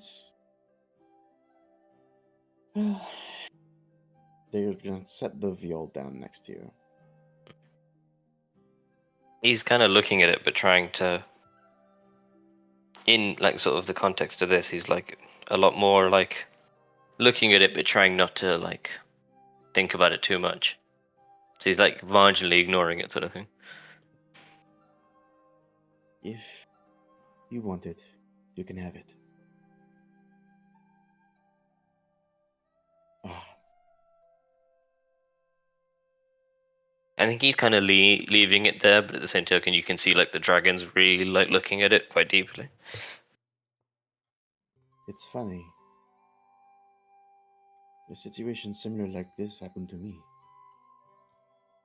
Surprisingly enough, this is actually how I got my lute. You can see them; they also pull out their lute as well.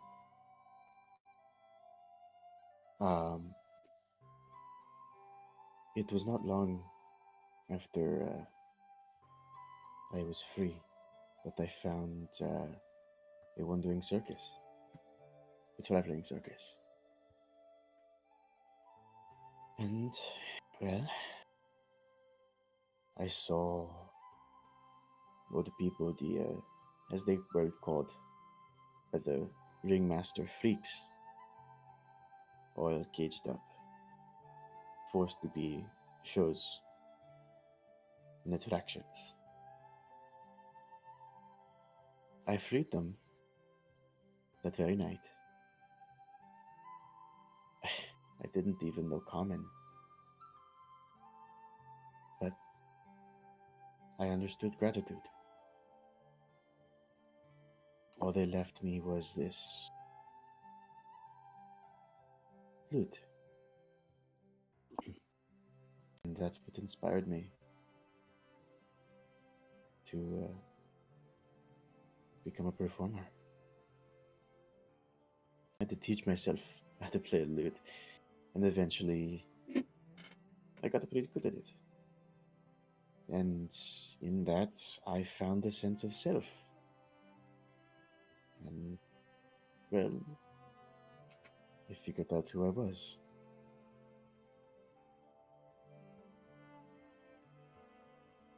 I would like to share that with people, and I feel like that is, or was, my journey.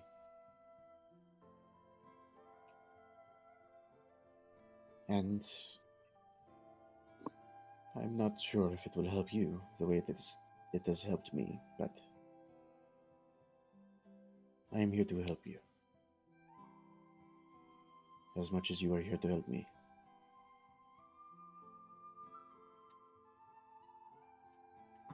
If you want it, you may have it. He's not responding, but you kind of get the vibe he does want it, but he's just like, he's not fully, he's like, not, that's an unconscious decision that he wants it, not a conscious one. The dragon's definitely still staring at it, though. Yeah, exactly. Yeah. Like, it's very obvious that he will take it. It's just when it's a question of like, it's going to take him a little time to like mentally settle on it. I think Tara's just going to wrap it up again to protect it. But they're going to leave it there at the side. And listen, after this is over and I find my family again, you're always welcome to tag along. You don't have to perform, but you can always travel with us. You help me, and I help you. Yeah, he kind of just nods with that, and like, he's still like mulling it over, but he's clearly like very, very like intrigued by that and very happy with it. Huh? Well, if you do travel alone, I could always teach you more about how to play the viol, the dulcimer, or even lute. We'd love to have you sing again. But I think it is time that we all get some rest.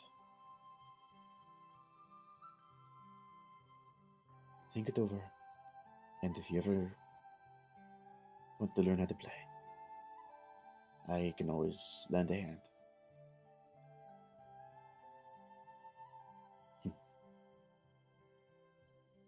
And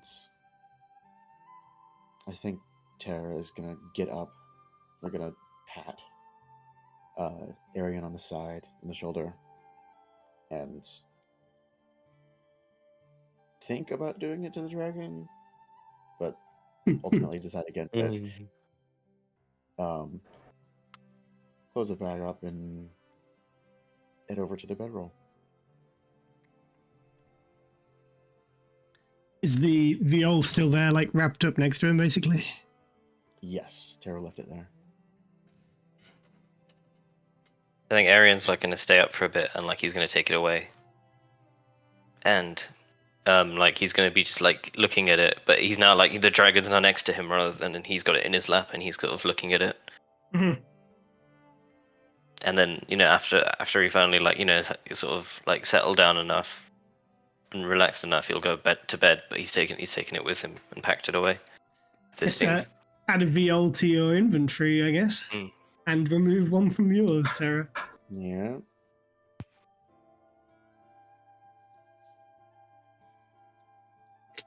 Guess kind of spend your time in the kind of relaxing environs just outside of Candlekeep. There's a sort of freshness in the air as you wake up in your bedrolls. There's still a bit of distance between you and Baldur's Gate at this point, somewhere in the region of 130 miles-ish.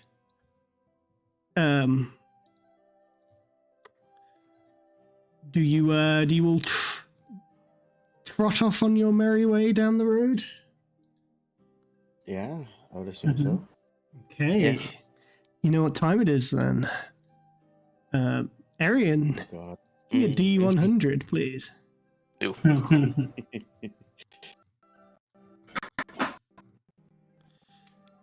Yay. Perfectly average. Yeah. Yeah. I think. Close to it. I would say that as you kind of, it's fairly mundane days travel, really, down the road. It's the stick for the month now. You probably, on your way down this road, it's a very, very well-trodden road, very similar to the one that you went down on your way towards Waterdeep. It's like actually, it's like a dirt. It's like a very well-trodden dirt track, really. The area is very flat and clear. There's not very much to really sneak up on you around here. I think you probably spy a couple of sort of, you see a couple of smouldering bonfires on the sides of the roads, and you suspect that other adventurers have been up and down this area nearby. Only thing that really stands out to you and during your day's travel really is you see like a small, like it's like a small like homestead, or at least what was remains of a homestead. It seems to be like a kind of like a small burnt down building with a collapsed in roof. It's it just looks like a bit of a wreck, and you don't know how long it's been there, but it's the first homestead you see for miles, and it seems to have been sort of ransacked, I guess. There's a slight pang of sadness to look at the building. It's just a bit pathetic, really. But it's a fairly uneventful day's travel otherwise. You see the occasional patrol go down this road.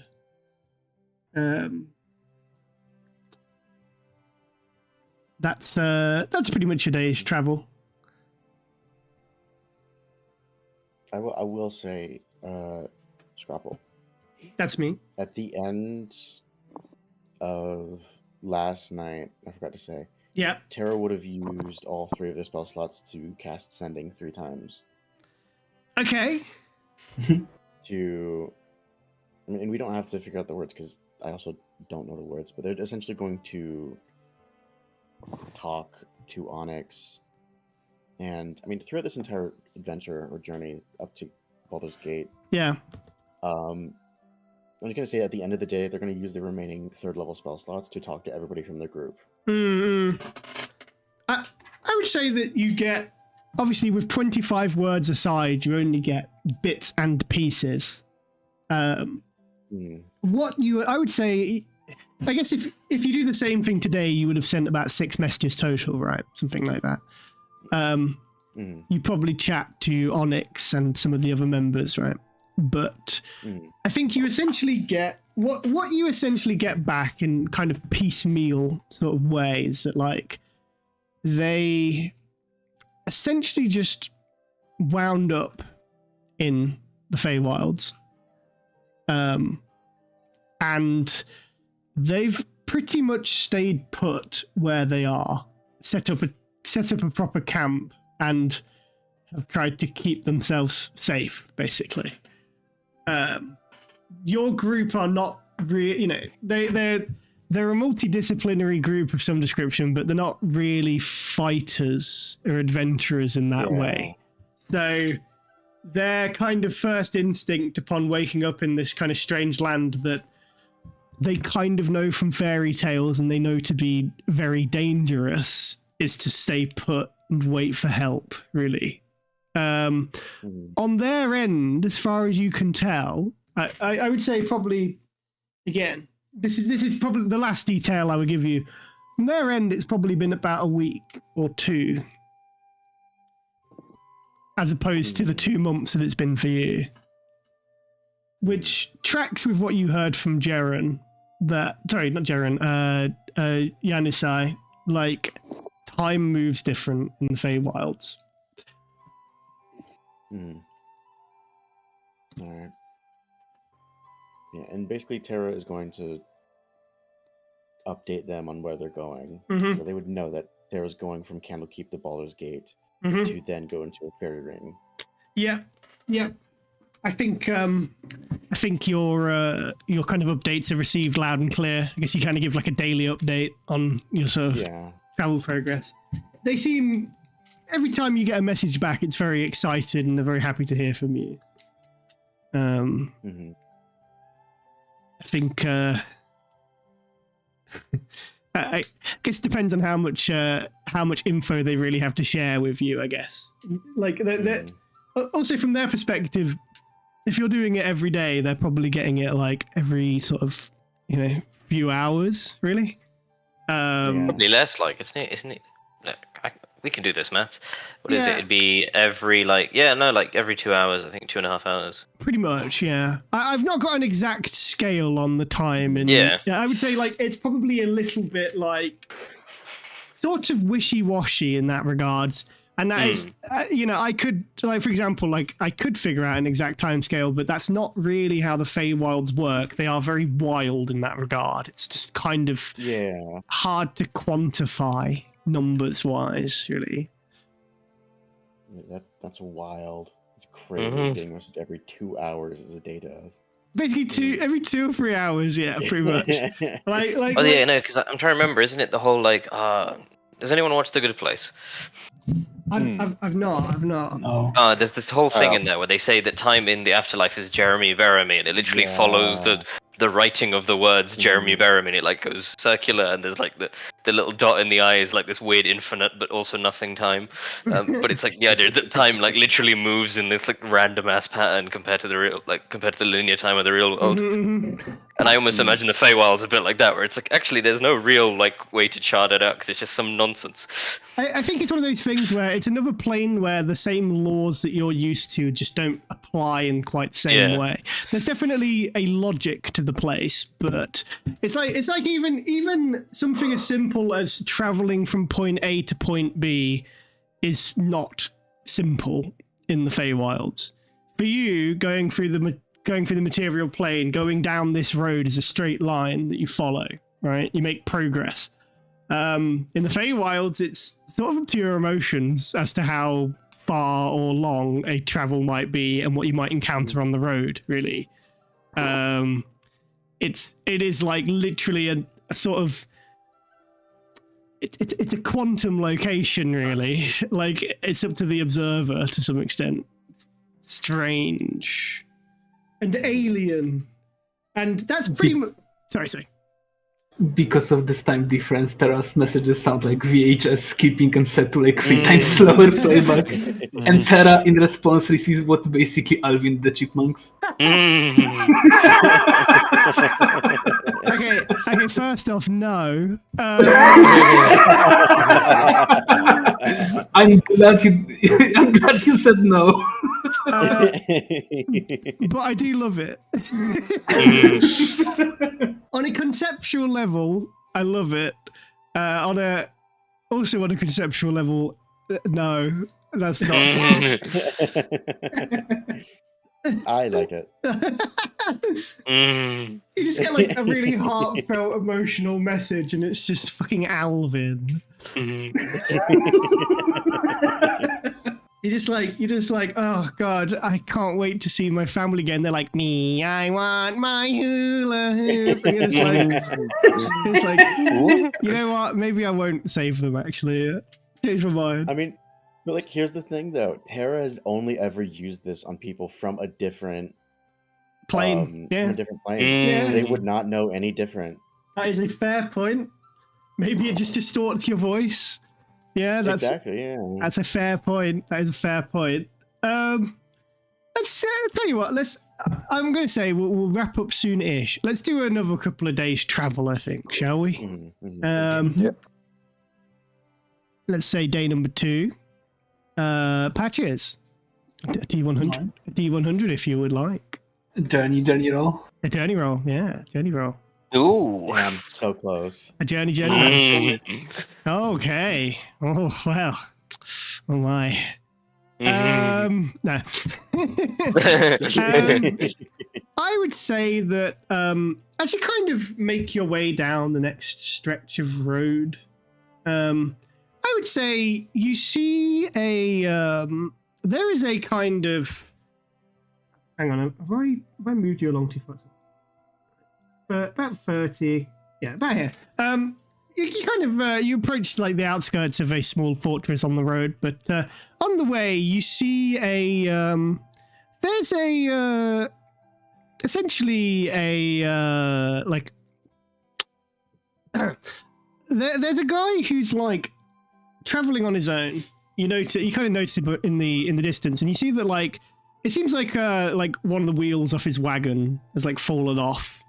And you see, like, just trying to fix this thing on himself is a man dressed, like, head to toe in, like, a jester's outfit, complete with, like, jingly bells on his hat.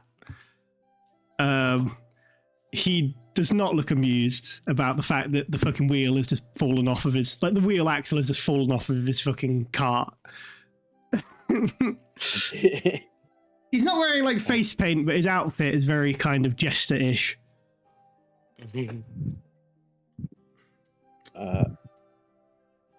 Yeah, I think Terra would just like immediately run forward. Yeah? Really. Yeah. You just wait. When you say run forward, do you mean just past? No. Yes, I put this They guy. would they would hail them down and say, "It looks like you're having some trouble." The man turns around with the jingling of his bells and his hat, and he's like, "Yeah, certainly seems that way." Apologies. I am usually not wearing a scowl on my face. I am Jingles, the traveling jester, and I am in a spot of bother, as you can see. Yes. This is the last time I buy a cart from a huckster in Neverwinter, I'll tell you. You are a long way from Neverwinter. Yes, well, I've been traveling south. Well, it's my understanding that there's always people on the road between Baldur's Gate and Candlekeep, and I tend to put on a bit of a show. I'm a traveling... sorry, you don't need to hear a jester's life story. It would be mighty kind if you could help me put the wheel back on this thing. I'd be in your debt. Yes. I immediately get into help. Gonna hold up the cart. I'm gonna use Mage Hand to like hold the other side of the cart. The other side of the wheel. Give me like a strength check of advantage, Journey, as you kind of lift this thing up. Okay, strength check with advantage. I would say that it's a pretty heavy cart, but as like a couple of other hands come to join you, and the jester himself also helps lift. Kind of like he's got like the wheel pretty much. You manage to lift this thing up off of its axle, and the man slots the wheel back on, and he just kind of like. It's like a little hand crank thing. It's like, who'd have thought you'd see a jester doing mechanical work? Kind of gives you all a smile, just like, you're kind folk. I appreciate it. Listen, I've got to be honest. Usually, I ain't got much to offer, but you ever seen a man juggle 6 balls at once? I have actually. Oh, would you like to see it again? he kind of gives a small laugh as he says that. Sure. But it is funny.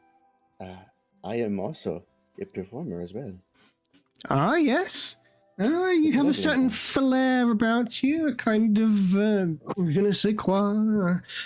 I see. What sort of performing do you do?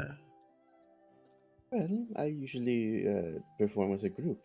Oh. We perform shows town to town. Oh. I know you. You're that gem troop or something, right?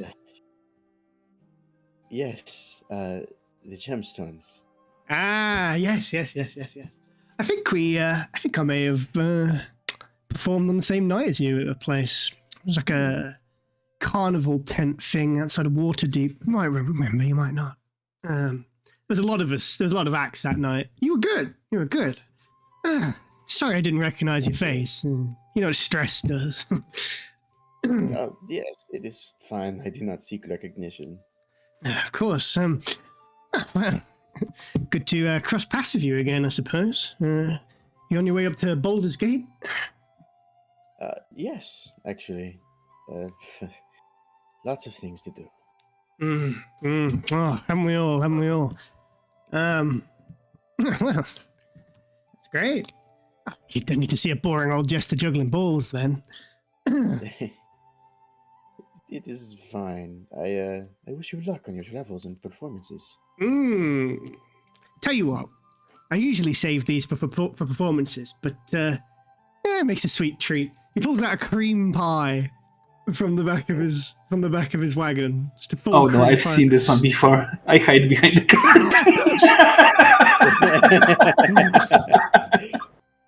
He just kind of looks like, where'd your tiefling friend go? Where did they go? I am not sure. Oh well, you know, it's the jingly hat. It scares people off sometimes.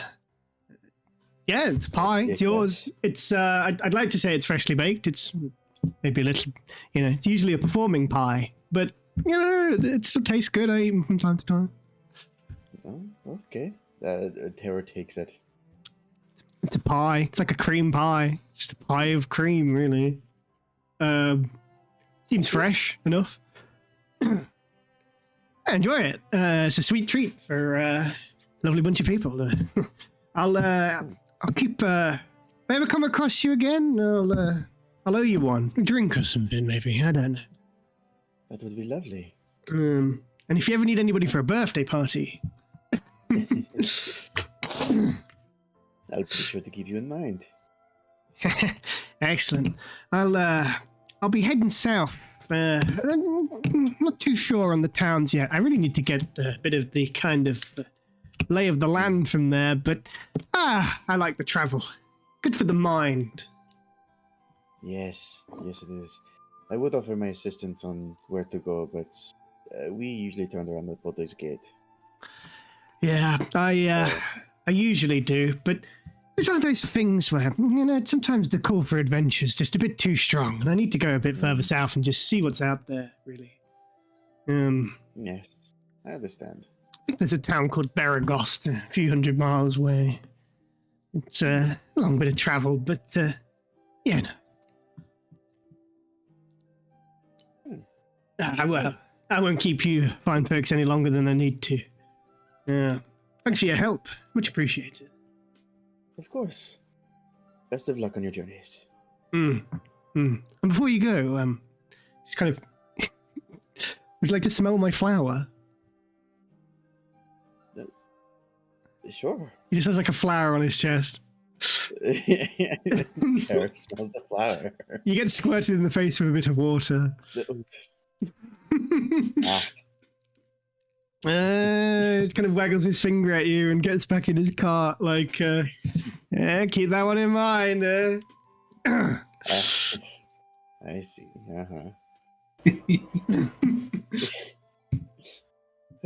Well, lovely meeting you. Yeah, you too. Yeah, kind of like gives a gentle clap on the back of his horse and they start trotting off in the other direction. Add one cream pie to your inventory. Into the bag of holding with you. He's just like one In Lord. Terra's giving it to scraps. Oh, absolutely. This is a scrap thing. Yeah, okay, just don't even add it to your inventory. I imagine scraps would enjoy this. It's a Nish, if you're listening at home, it's a sweet cream pie. It's nice. It's nice. Immediately going into the concoction. Blog also Oh my likes it. god. Oh yeah, Blog would be licking the cream up like. Yeah, pretty good. Pretty good. The kindly jester heads off in the other direction. Mm-hmm. Merrily jangling. Okay. Shall we continue down the road? Yes. I think you guys rest up for the night. I think at this point it's probably about 3 days travel. So you're now on the 7th of Tarsak. Yes. And yeah, shall we do another journey roll? Terror this time? Dozing this time? All right. Okay, 33. Probably get to about here ish.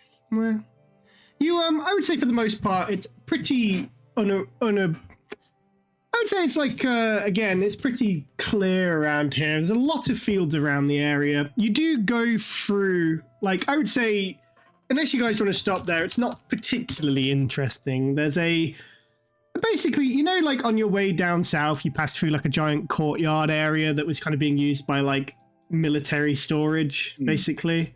The Karnath Roadhouse. This is kind of a bit like, it's like a small walled keep area with a it's kind of got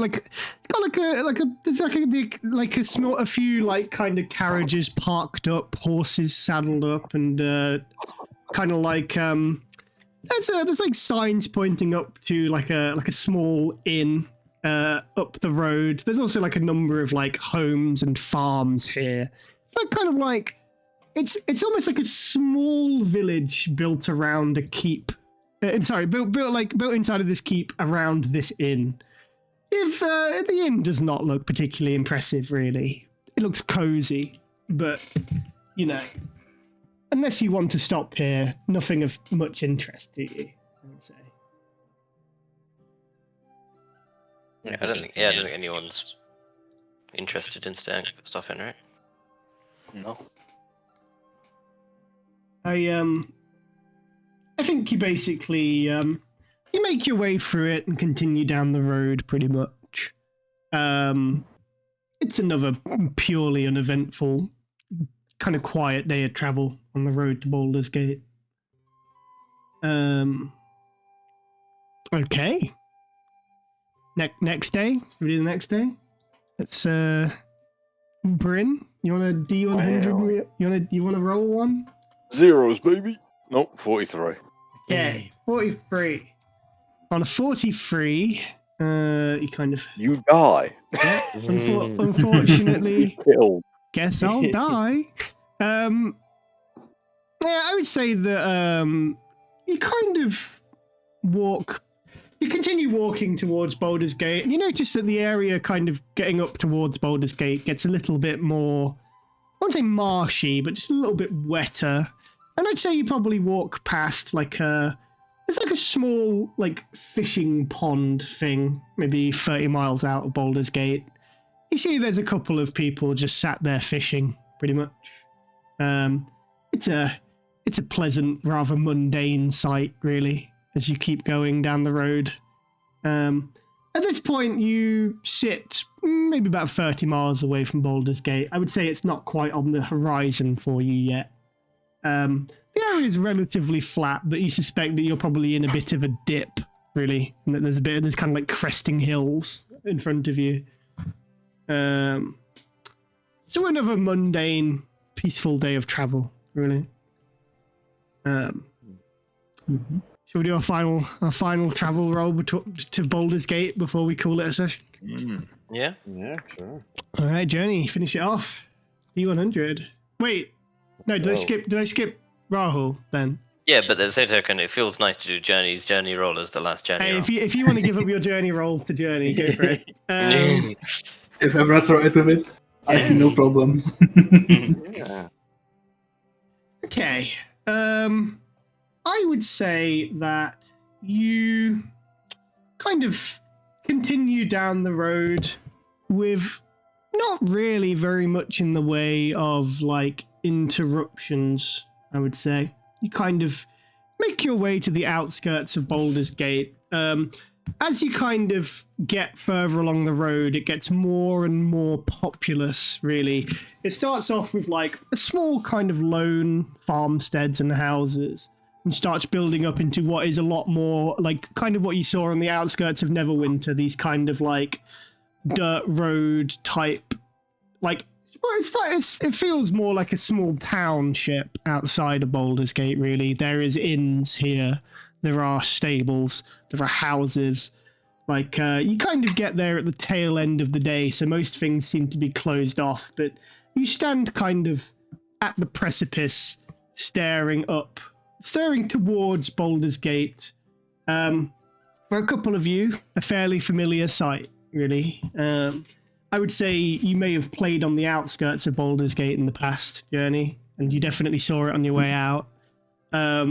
It's a decently large city, Baldur's Gate. It's kind of built. It's built along this river Chionfar. It's a big, bustling harbour city. Like, you can see there are boats coming in and out of it, a bit like Waterdeep, I suppose. But you get a much better view of all of that from here than you did when you were north of Waterdeep. Got like a big sheltered bay, really. The waves are fairly calm. You're getting close again to the coast here. You can kind of hear and see the water on the kind of horizon. It's a big, bustling kind of trade city, really. And yeah, on these kind of outskirts of Baldur's Gate, you are, there are these kind of, I would say this is obviously the more kind of destitute / poor area around the outer rim. It's like, outside the walls of Baldur's Gate, there isn't really any laws or regulations to speak of in terms of who can build what where.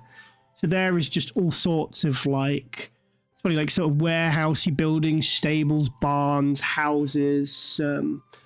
There are just these kind of, just a big collection of slightly disparate, sad buildings in the kind of shadow of this great walled city. There are, there's tanners, smiths, and dyers here. There's again, similar to the outskirts of Waterdeep, there's a kind of stench around here, really. This is where, like, the poor and those that work careers that are typically considered foul-smelling are, I guess. But for you, Journey, it's home of some form, I guess. Same for Scraps, I guess. Feeling sweet and sour all about this, honestly. Exactly. And as you stare down the road towards one of the gates of Baldur's Gate, I think we shall call that a wrap for today. Yeah. Bye, YouTube. YouTube.